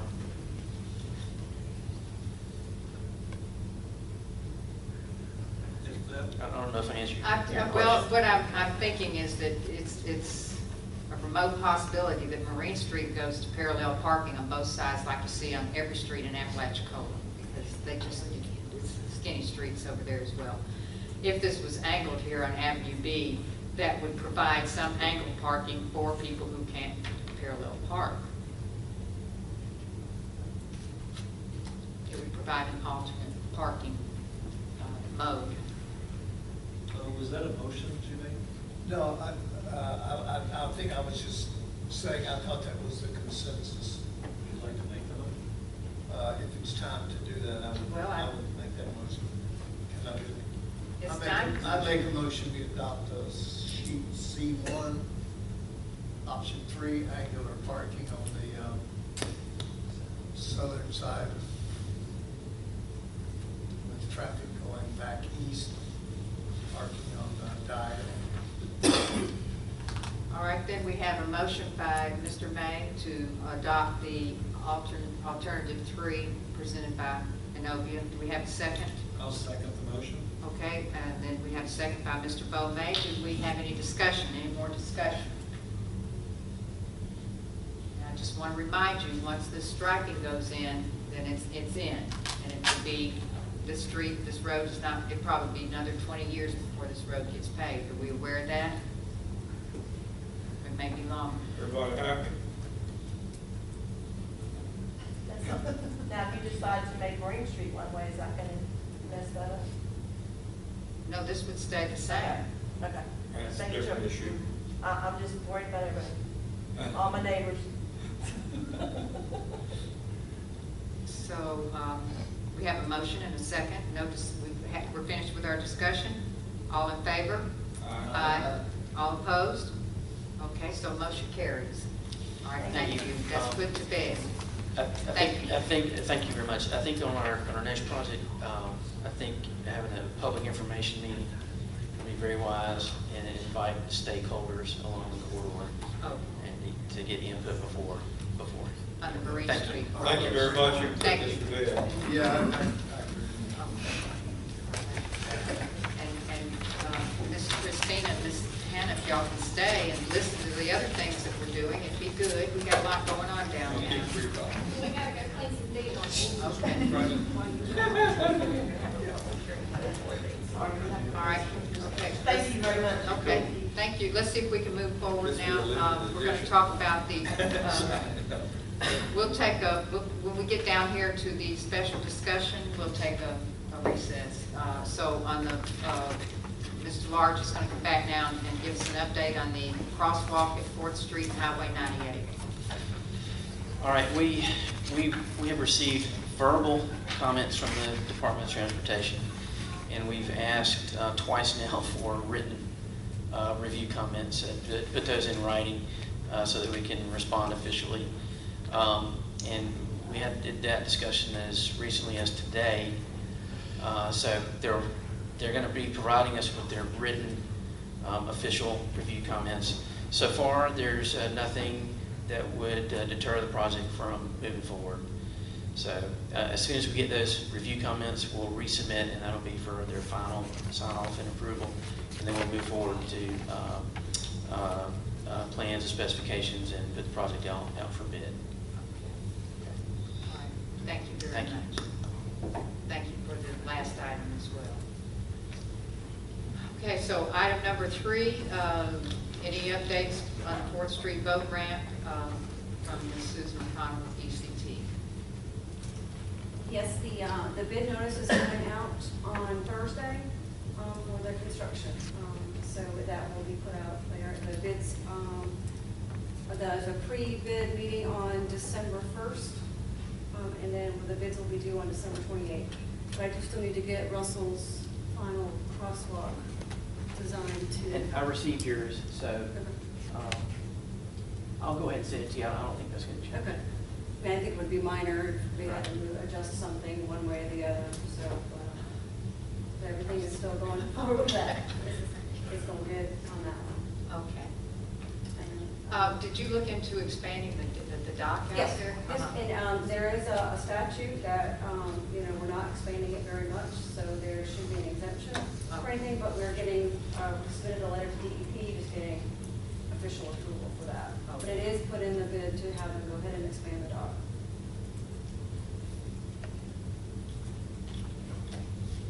If we might want, maybe we might want to do something to, on the sidewalk to go along with another project, like stamp it with faux brick or something. Can we change that, change the work order, you know, later on?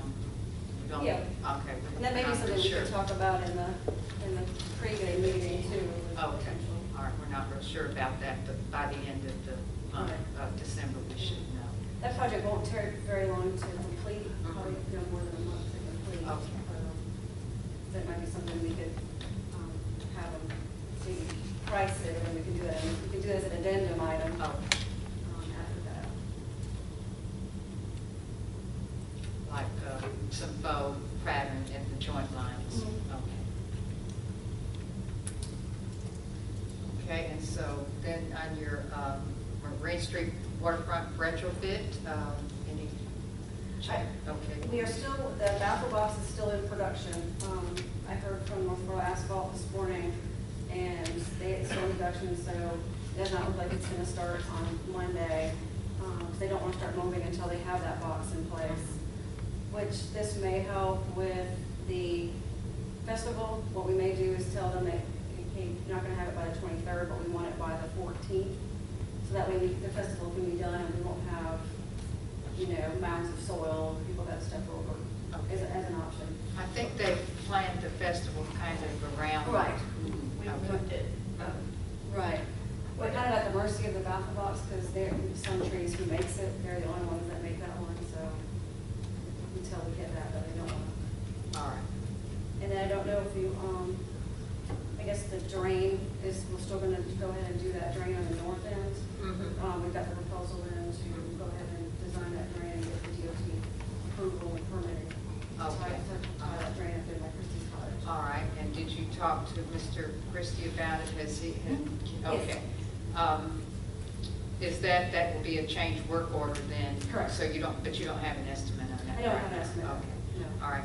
But I did meet with North Florida Asphalt, since they're going to be out there. And what we'd like to do possibly is core the asphalt to even see how thick it is. And then that can also help her determine, you know, what else they might need to do in that area. So, but, you know, if we can tie it in, you know, tie it in when they work on that north end, which will be towards the end of the project anyway, when they start doing all that area. All right then, and so any more questions for Ms. Susan? Okay, Mr. Christie. Were you able to incorporate what we discussed about something to push that water down toward the drain that's going to be on the north, that's going to be on the east side of the street of Brunswick? We haven't gotten that. It's mainly what we've looked at for is just kind of putting a drain back in right now. The east side, you know, is what we'll do because they can kind of slope it a little bit more towards the drain when they do that milling and resurfacing. You have a design? That's what we just did the proposal for. Oh, okay. Right. But that's just for the street. Nothing else was incorporated, any of the street runoff. That's in there right now. But hopefully they'll be able to put the drain, if there was one there, it should be hopefully easier to permit. And then item number 5, is there any more questions on this Rain Street retrofit at this point? Okay. anxious for it to get going. And Is that an then, answer? We don't have the design yet. Yeah, I just have to see what they come up with this sketch or design or something. and I just want to remind everyone now, we do need to have a special discussion workshop at this, in the evening, where people can come and have their input on the layout of Marine Street. Yeah, because right now, what's in the project is put back how it is. So there wasn't any changes that was being done to any of the parking. Should we maybe put that on our discussion on February the 16th? What do you think now? That'd be 3 months from now. We could add that in. That should still a be special- fine, because we're not starting until into December, so that should be. Or do you think March would be better? The earlier the better. Oh, the earlier the better. Because that, because we do have to do any changes. Holding town hall service.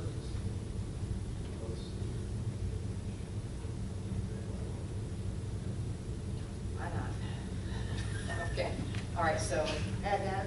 yeah, on February the 16th. Try to keep it, nothing else. Don't come up with any other harebrained ideas, please. Talking to me. Yes. I'm gonna come in with drawings and all sorts of stuff. Are you okay? I'm fine. All right, all right. And that discussion will be about the parking. issue. Parking layout Yeah. for Marine Street. Well, that is such a minefield. So then that will be a special discussion on moving the world's smallest police station and the parking layout of Marine Street. Okay, all right, so item number 5 then, your proposed, if you'd explain to all of us your proposed repairs for. Right, for the alleyway, off of Avenue B, what we've talked with, we met North Florida Asphalt out there, and they could come in there and grade it down about 8 inches or so, and then come back with about 6 inches of the middlings that we're gonna be taking off of Marine Street. So we'll be recycling that product, and they won't have to truck it off site, which will save money. And they can recycle it there. And actually, I brought some pictures. And I will say that when we did the milling on Avenue B, there was, it had to be taken out to the county yard. We had no place to keep the millings. I'm for that. Okay. And then there's the back part of the pharmacy. It looks like they do a lot of parking back there. So they would build a little apron in that area as well, going back into the pharmacy. You got I just did a quick little picture from like the street to show. Would you give Mr. Christine one or anybody else?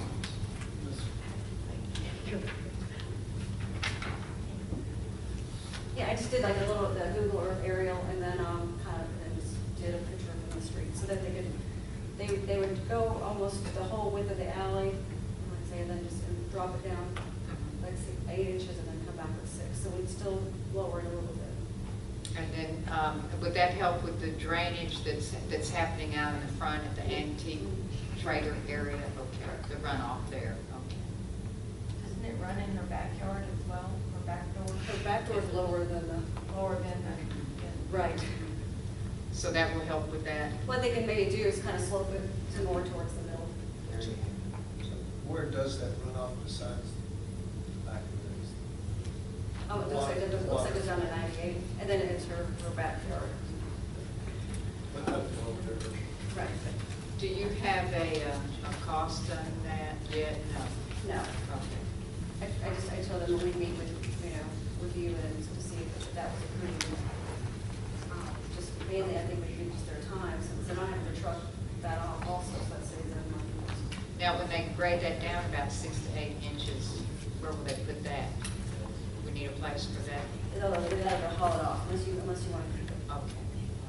We'll see. Do you hear that, Courtney? We need a place for that same. We have a place over there. We might be able to move it towards the Milliner property, because it's going to be some grading that needs to go on. It's ready by now. One thing I did, I want to ask you for Marine Street. I brought another, I forgot. I know we talked about signage at one point to talk about if you want to say, you know, it's funded by, you know, the Water Management District and Yes. the CRA. And I kind of did a little, quick little, see what you think, and we can have them laminated, you know, and put on a, That's for goodness Lake. so just a thought, so, you know, we can put them on both ends of the projects. Do you do our billboards? All right, well, that would be nice. Thank you. And you can even do Is everyone happy with this? we can put you in top if you want. And, you know, at least it shows that, you know, the CRA is also involved.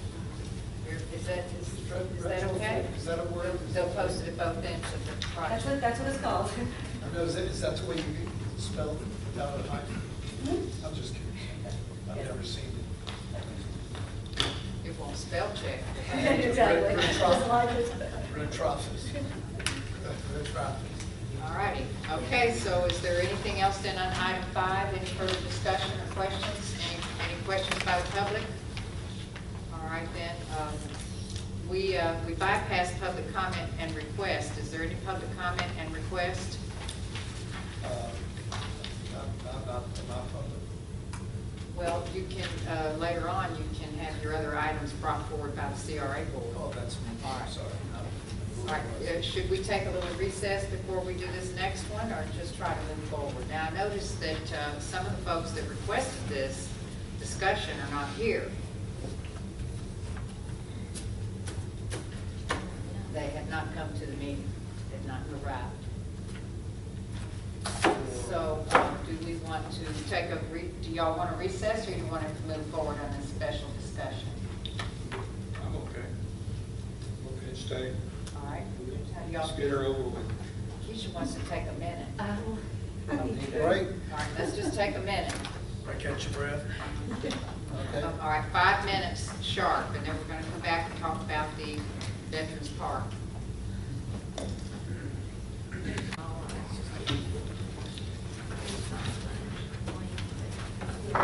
Okay, the Carrabelle Redevelopment Agency is back in session. So next on the agenda was requested by public request, special discussion to review again the planned repairs and upgrades to Veterans Park. The folks that requested this discussion are not here this afternoon, but we do have one, Ms. Sharon Navarro. So number 1 would be the military statuettes. They had planned to be removed, is what we agreed to, this board agreed to remove those statuettes and repair the brick paver patio. And in place of those statuettes would be the military seal. And has Ms. Scher, have you seen the military seal?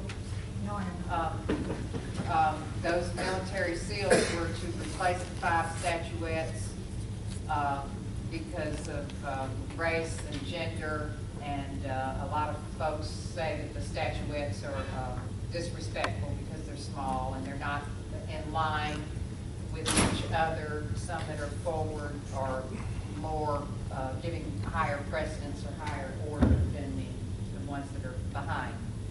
It was suggested to put them up on pedestals in a line, but the statuettes are so inexpensive, the pedestals would cost more to build and move the statuettes on top than the statuettes are actually worth. So there's been a couple of letters from Camp Gordon Johnson and a couple of the other military veteran-style organizations that have said to remove them because they're dwarf-like and they're looked down upon. So that was what was decided, was to move and then to put those seals there and replace. But if you would like to have input on it, we would appreciate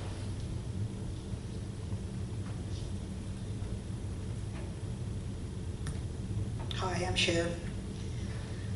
The plaques are absolutely gorgeous. That's the first time that I've had the opportunity to see them. And basically all I wanted to present was an opinion. I'm a veteran. My husband served in the military for 23 years, and I came into this town 6 years ago on a boat. So being on a boat, I got to do a lot of walking throughout the town. And one of the first things that I gravitated to was that Veterans Park. And the statues, the fact that each statue has the flag of the unit, it's so unique. And everybody that comes to visit me, that's one of the first places I take them to here in Carrabelle, Florida. And the fact that I had heard that somebody said, well, because the statues are down on the ground and you're looking down to them. How many of you have visited Arlington Cemetery? How tall are the crosses? The reverence is still there, regardless. My husband is in a cemetery where there's only bronze plaques. The bronze plaques are not here. The bronze plaques are on the ground. Does it take away the reverence? Absolutely not. The fact that those statues are not on a pedestal, in my opinion, is ludicrous. It's what they represent and what they stand for. And the fact that every single military branch, it's unique. The statues are unique. Those are beautiful. But what you have here in this small town is different. I've been in every state in the United States, and I've lived in several countries. This is the only place that I've ever found a memorial park like that. Thank you. Well, thank you, Cher. I appreciate that. Now, as she was talking, I've had now Commissioner Allen and Commissioner Walden were not involved in this decision in the first place. And as Ms. Cher was talking, it reminded me, we had a lot of pictures that we reviewed, and it reminded me when she said looking down, it really isn't disrespectful, that I had presented these pictures earlier of these two Veterans Memorial, and they do look down at the bronze, at the seals there. And this is the history museum, the Museum of Florida History, the World War II display there at the Museum of Florida History. And see how they are looking down there at those military seals. Now, we would have never really discussed this of raising the statues or moving the statues or removing whatever regarding the statues. It never came to mind. I never thought of this. It wasn't my idea. But we have one Korean veteran who has come forth time and time again to the city with this. He wants the little statuettes put up. Have you seen this, Mr. Guy?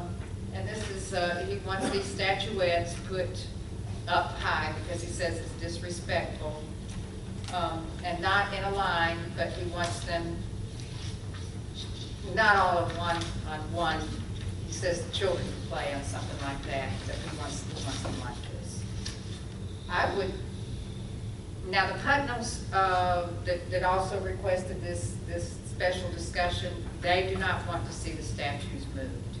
And I've talked with other people off and on, and they really don't want to see the statues removed, but Ms. Cher and Mr. and Mrs. Buzz Putnam voiced the hardest, the strongest complaints or concerns about it.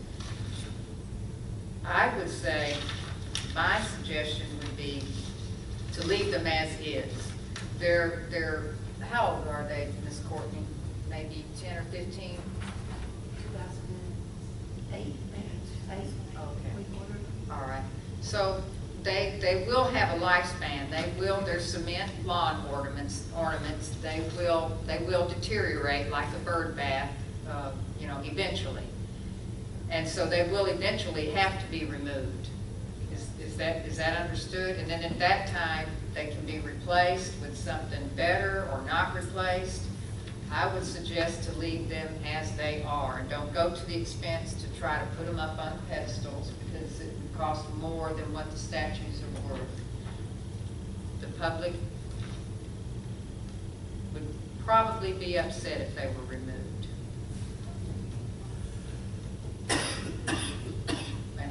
we've been over this several times. But I just wanting to go ahead and get input from the 2 new commissioners that are on the board. Well, I helped install those statuettes when I was on Public Works Department director. I actually had the crew to put those in. And, I'm like you, I don't want to see them removed. If they want to add this to this, leave those and add those. I don't have a problem with it. The lady made a good point. I don't see how it's disrespecting nobody. Now, earlier this year, way early in the cold weather, you came out there, when I was Yes, out there yes. with William and a group of people. We've been working on discussing these statuettes Yeah, since yeah. that was January or Yeah. something like that. Like I say, I had the inmates out there that built that. I kind of like them. Okay. If they want to add these, And here, someone, or my husband did do this drawing. just yeah, so- and add these to the wall, that would be great. Everybody agrees on that? I don't know if Mr. Cal saw this. Mr. Novak, you're a veteran, you oppose, Mr. Horvath, what do you you think? like to put your input in on the statuettes? Stand by. I mean, this guy's a Vietnam veteran. Yes, thank Yeah. you, Mr. Yeah. Chief. So how do you feel? I believe I sent you an email with a monument Yes, sir. from Union County. If we're gonna keep these, why couldn't we get somebody to paint the uniforms on them instead of having them just be gray or whatever concrete color that is?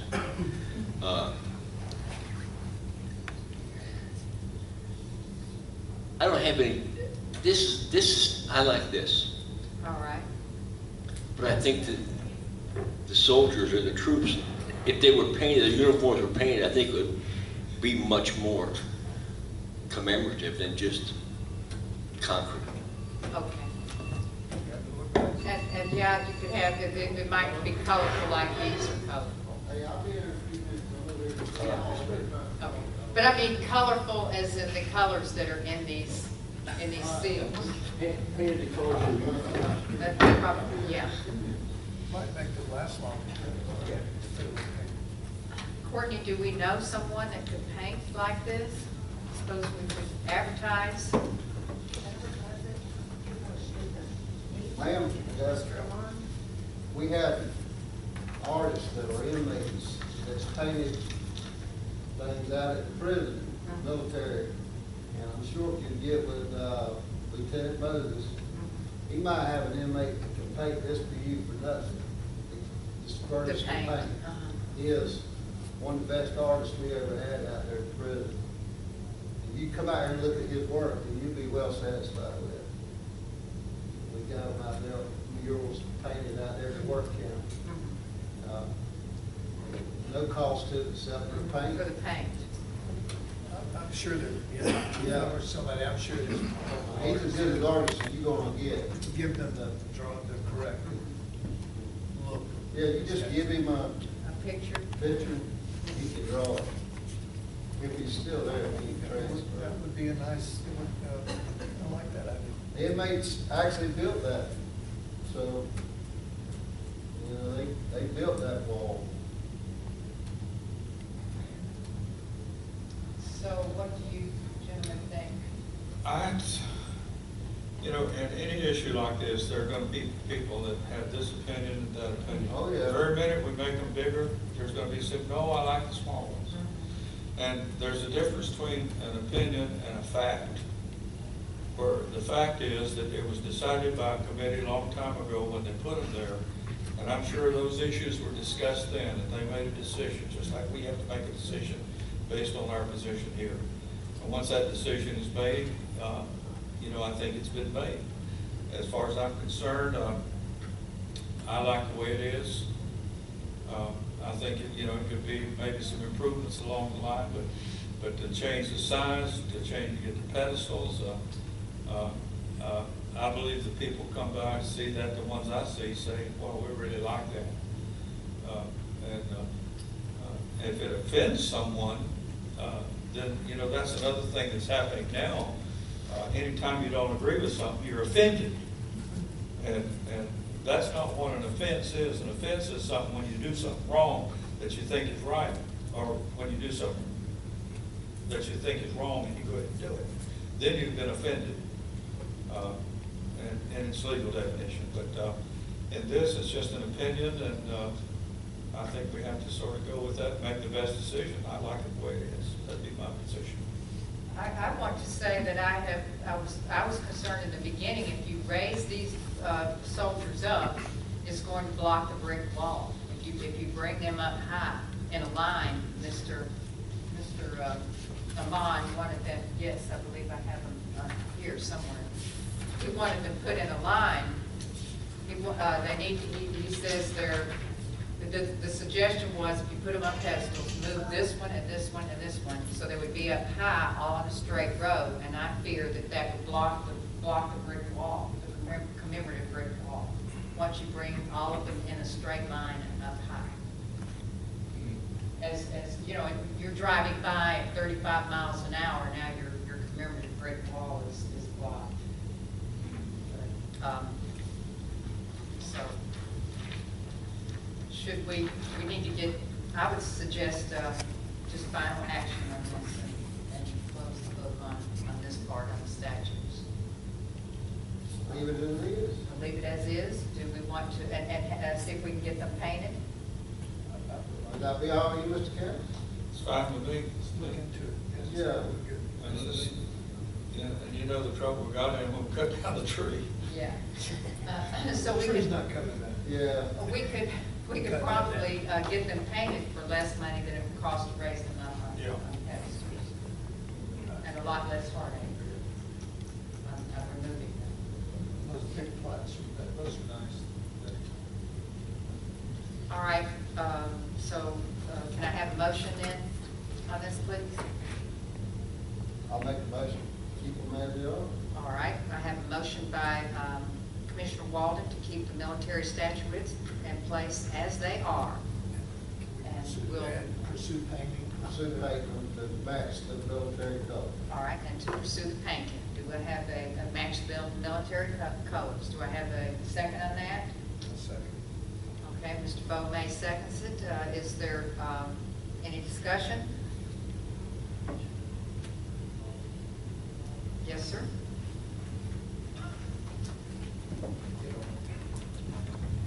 One more quick observation.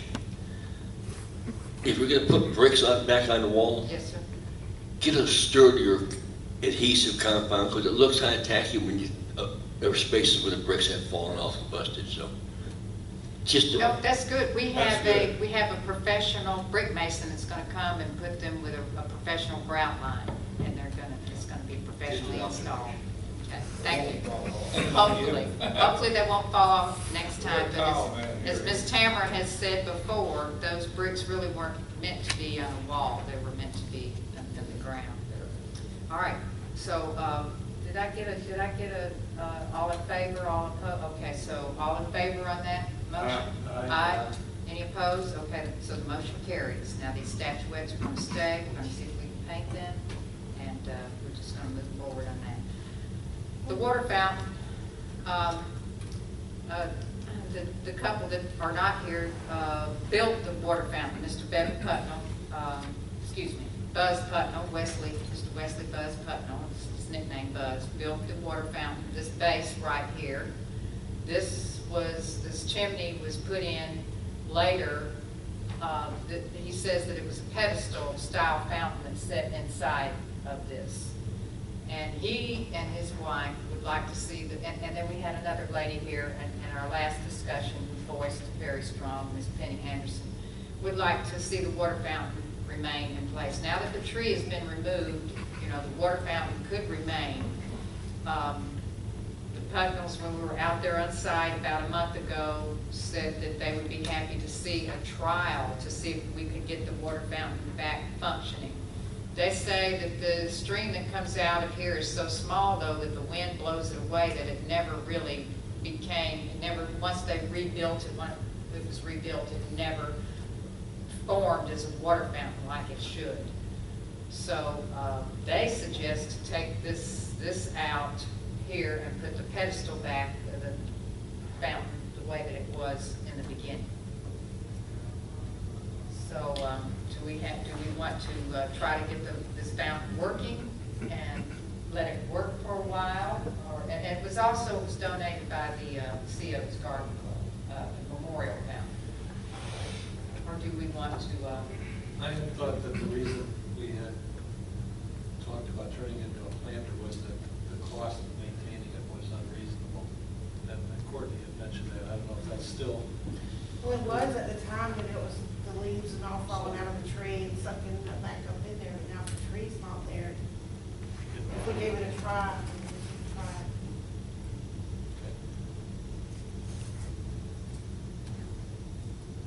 Mr. Tao? I'd like to see it work, You'd like to see it work? continue working. Okay.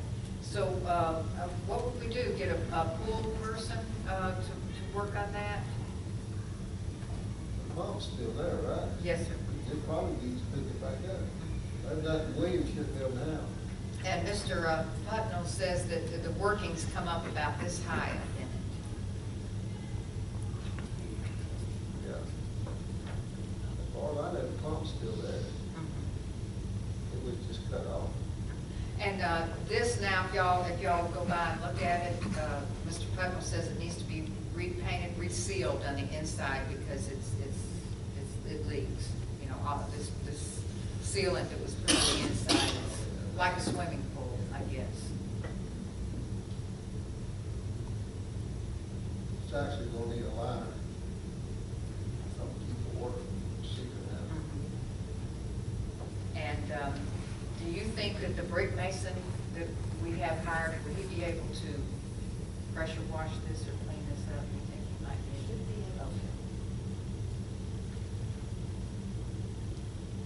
Do we need a dollar figure? Or is that- CRA can pay that water bill? Yeah.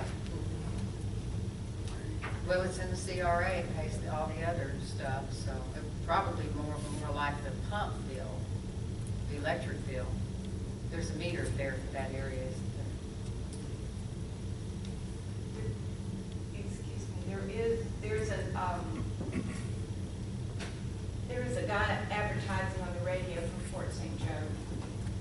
He's a pool contractor. And he does talk about, specifically talks about doing repair to fountains and increasing their function and all these different things about fountains. So I don't remember the name, but it's on Oyster Radio quite frequently talking about, you know, clean your pool up, but also we do this, that, and the other, including fountains. So when I heard that, I thought maybe that would be a possibility if we need a professional fountain person. Starting out, I think we do. Just to get it in working order. Okay, so we can do that. Yeah.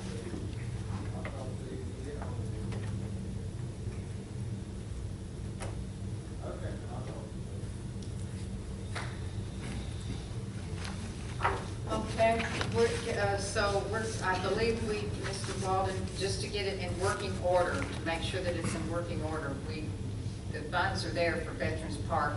I think we've agreed that a professional person a pool person who works on fountains, that we're gonna do that starting out, just to get it in working order, and then our Parks Department can handle it from there. So can we get a motion then on this? I'll move the same. Okay, so we have a motion by Mr. Cal Allen to bring the water fountain back into working order and see if we can contact a professional that can handle that job. Is there a second?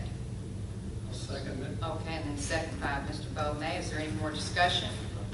That's right, Rob Powers. Thank you. Is there any more discussion?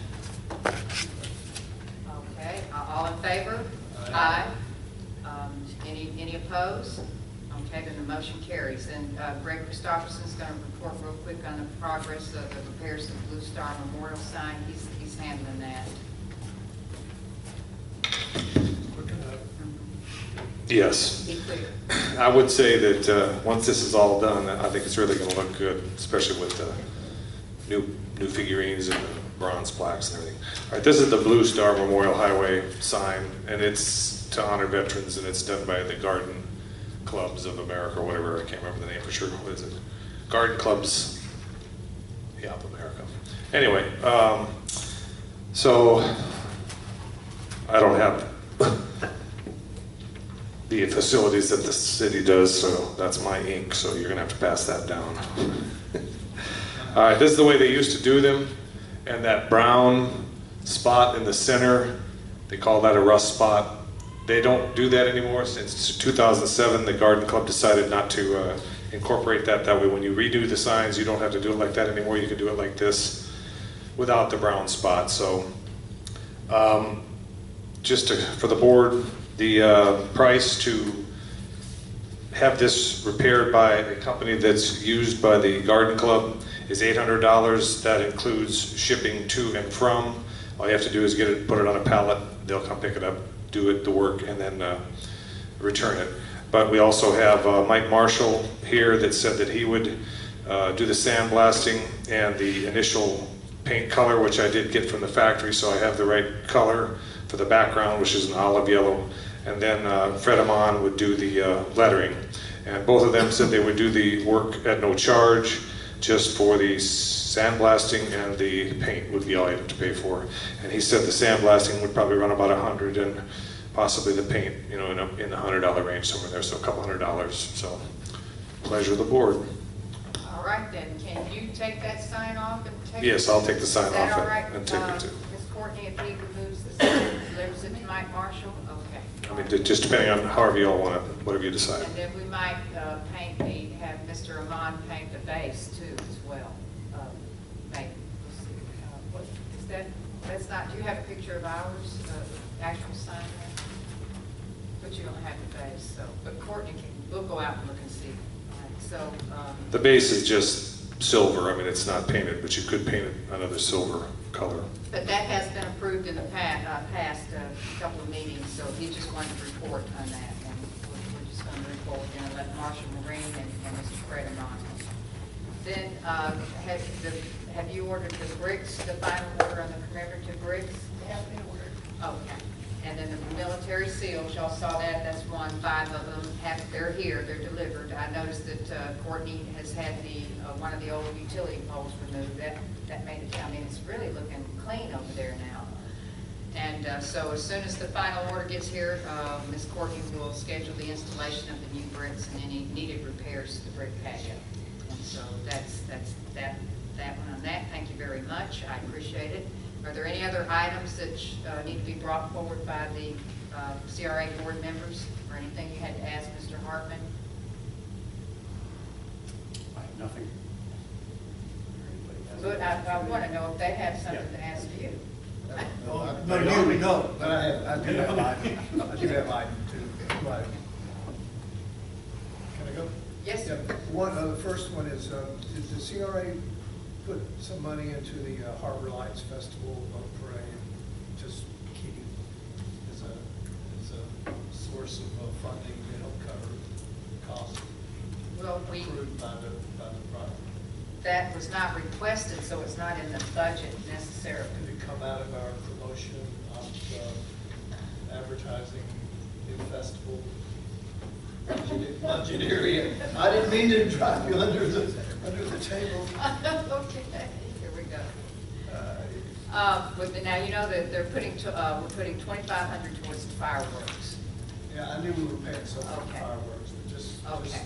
I don't know the exact figure that's needed, but or wanted or desired, but I know there are costs incurred in that.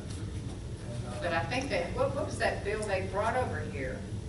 $8,000 or something that Mr. Sprink just had. What did he have? Oh, I don't know where I took that. Oh, okay. Oh, 3,200. They're requesting that on the I wish y'all had come earlier. Let's see what we have. Well, my suggestion would be, I heard part of that conversation, and what I was going to suggest is would be that we set a limit and do it as per invoice, like the TDC does, you know, up to a certain amount. That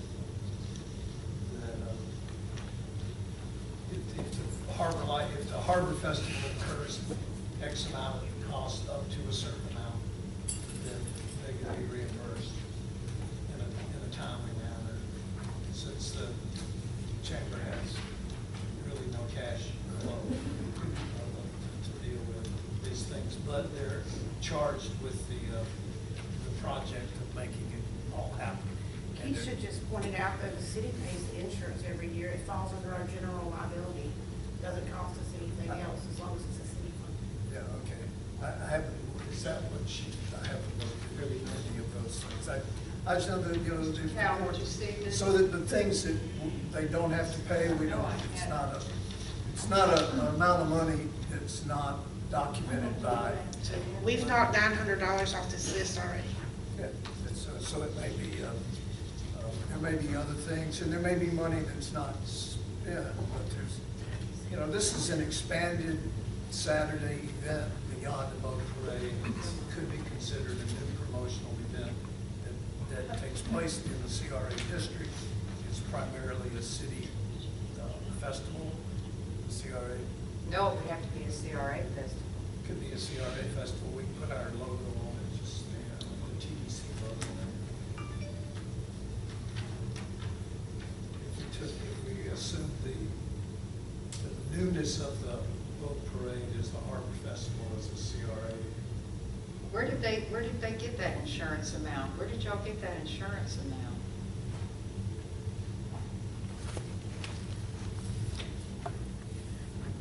I'm not sure exactly which festival that Lisa told me that she had seen an amount on, but that it occurred to her that it would be $600 if the Chamber of Commerce was to accept the liability and add that to our policy. It may be as much as $600 back to us. Now, if the city can cover the liability and the Chamber's not responsible for that, then of course that could be a line item Technically, crossed it's off. on our property, so it would be our liability either way. Okay, because they were saying that there were two events. There's one out on the water to cover anybody getting hurt in the water, that we're putting that on.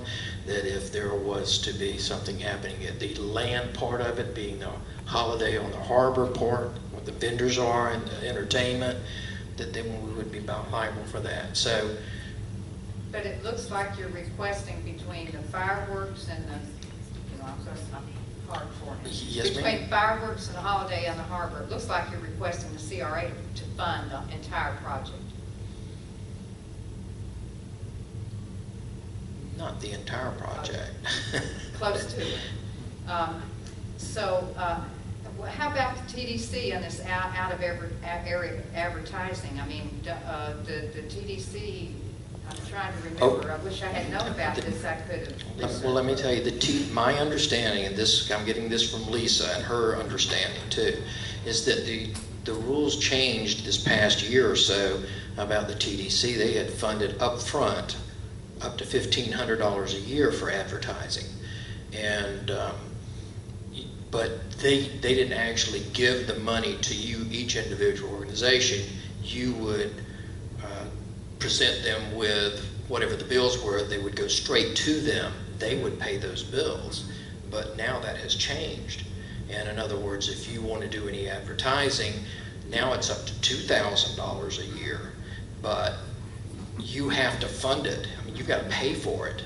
And then you've got to send them the canceled checks to prove you've paid for that. Well, and then once that's done, then they'll advise that whether to pay it or not. Once they pay it, then it could be up till February or March before we get money back. The chamber doesn't have the money. Well, if we could I can't, say to write the chamber a check for, $3,000 or $1,000.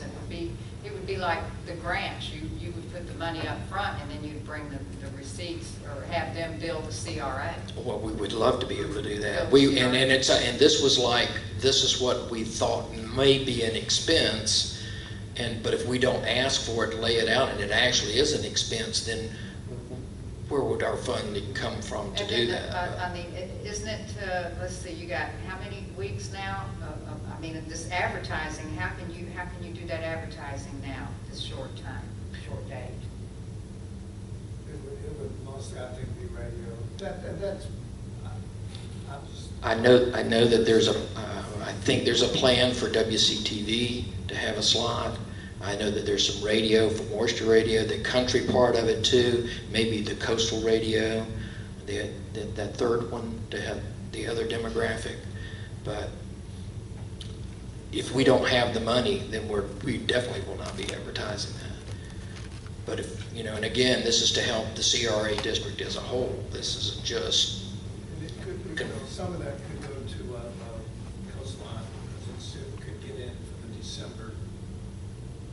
I think it's too late for that. No, don't see it. No, okay. Did, Well, I know Lisa has already been discussing with some of the people about it. She's just not here to talk to that.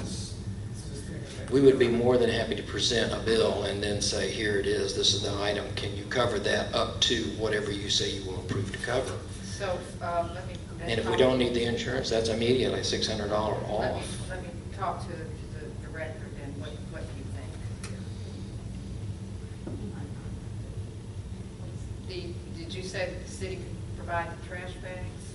We'll provide the trash bags. We can provide a golf cart. We'll do the insurance under our general liability. We were talking about developing some signage for parking. We've gotten a permission from the First Baptist Church to use that large parking lot, and we'd like to be able to have some signage to tell people this is where you can park to walk down to the festival. And then we'd also like to have some kind of transportation to take anybody that's handicapped or need, or vendor assistance with a golf cart. If we can use the golf cart for the city, maybe we don't need to rent one. That would be a savings of another $200.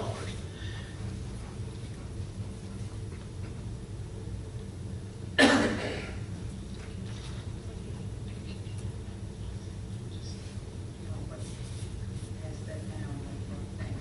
mean, it's a short notice. Yes, ma'am, and I apologize, I sure did. This was not something that the chamber handled last year. I have been charged to work with the vendor part of it, and later on it became I was going to do the street and the entertainment part of it too. So I'm learning as well. If I might be so bold as to say this without consulting my board, we might can help you with the upfront money for some of the PR money if you then file it and get it back. I just can't, they won't let us have another $2,000 because we've already got the CARES us, I'm talking about. Right. Carrabelle CARES can help you with some of that. And with the $1,000 here, if you said we could spend that up too, and we get the money reimbursed from TDC, we'll turn right around and reimburse CRA.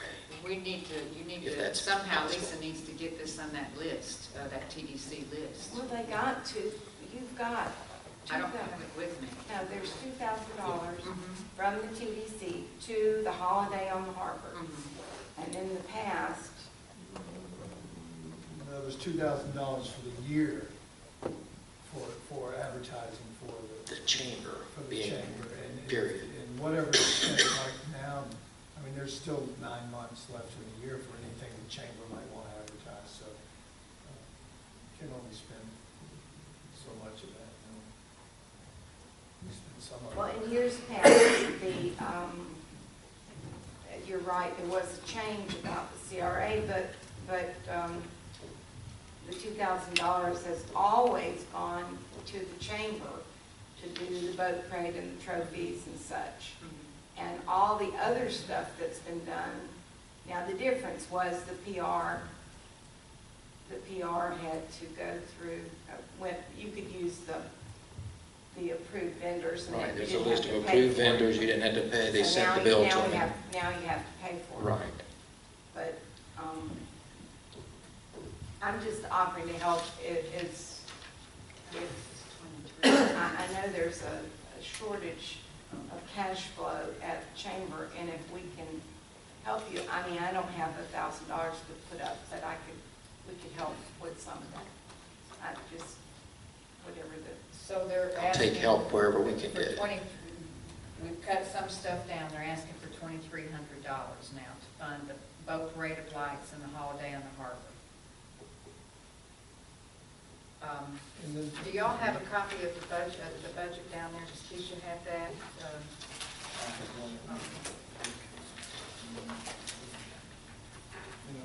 Thank you so much for your consideration. Concerts and events, is that amount there, what do I see that's available there? the 20,000. 20? Well, I think it's worth 2,000. do we want to do, well, they're asking for 23. It's going to be $23,000 in all their, 2,300. in all their promotion, everything they've got to say that this directly benefits the. Okay. All right. Not 23,000. Yeah, 2,300. We'll take the 23,000. Give him Okay. 25. All right, we need to move forward now. Give him We're getting 25, tired guys. here. Come on. It's getting dark outside. All right, now y'all be prepared because we'll be bombarded, excuse me, by the Riverfront Festival as well now, and probably on short notice, extremely short. Actually, be thinking you may as well go ahead and decide how much money or what we're going to fund on the Riverfront Festival, and just go ahead and decide that. So you won't get a short notice on it. No, All right. So do we want to fund then? There's about 20 available for entertainment promotions. Do we want to go ahead and fund this for $2,300, $2,300 holiday on the harbor and boat parade of lights? Can I make that motion? Yes, sir. That we fund up to $2,300 for the harbor on lights, paid back by invoices submitted for actual costs accrued, but not to exceed $2,300. And do we want these invoices to come to the CRA? That would be a good thing, I think. Be billed to the CRA. Anything that we have printed or promotion stuff would have references to CRA. They need to be billed to the CRA. And not billed to the chamber. The city will pay for the services. Is that okay? Well, I think they bill them to the chamber, but somewhere they need to say CRA. Because we're partnering with the Okay. chamber. All right. We just need to keep it according to statute, so bill it to the chamber. All right. But it We needs need to to be partner with CRA. the Chamber reference CRA. Yeah, gotcha. So I have a motion by Mr. May and, was there a second? I'll second the motion. Okay. A second by Mr. Powers. Is there any more discussion? We had discussion. Any discussion? Okay. All right. All in favor? Aye. Any opposed? Okay, so it carries. I have one more thing now. This is what we're going to make a motion today. In my observations and discussions with the people doing the Highway 98 and the CRA planting and cleanup, we need to look at some replanting and some updates of vegetation in various boxes throughout the district, and have Mr. Merritt come in with a proposal of our statement of what he thinks is required to keep these, like the yellow flower plant the Montana, plantain, plum, whatever they are. Those things die after Lantana. a couple of years. Lantana. Lantanas, they're. Is Mr. Byrick going to charge us for installing the plants? Yeah, we don't like that, and our streets. Pretty weed. Anyway, he needs to It's come back. pretty when it's a nice little round ball. And we should be prepared for that. 'Cause the plantings throughout the 98 Okay. area are starting to look like they need to be updated. All right, well, tell him to make a proposal. We're still watering just the same, right? The water is would cost just the same, or we're gonna have to increase the watering. Now, I will tell the elected officials that anytime plantings go out there, there's complaints that they think that we shouldn't be putting plants, that we can spend money elsewhere. I'm just gonna tell you that. Yeah, well, then we need to go back through all those things then and resculpture them and do something, because I take that based on, this is a personal observation, the one in front of my building has slowly deteriorated to the point where I'm personally putting plants into the thing to keep it from looking like it's a mistake.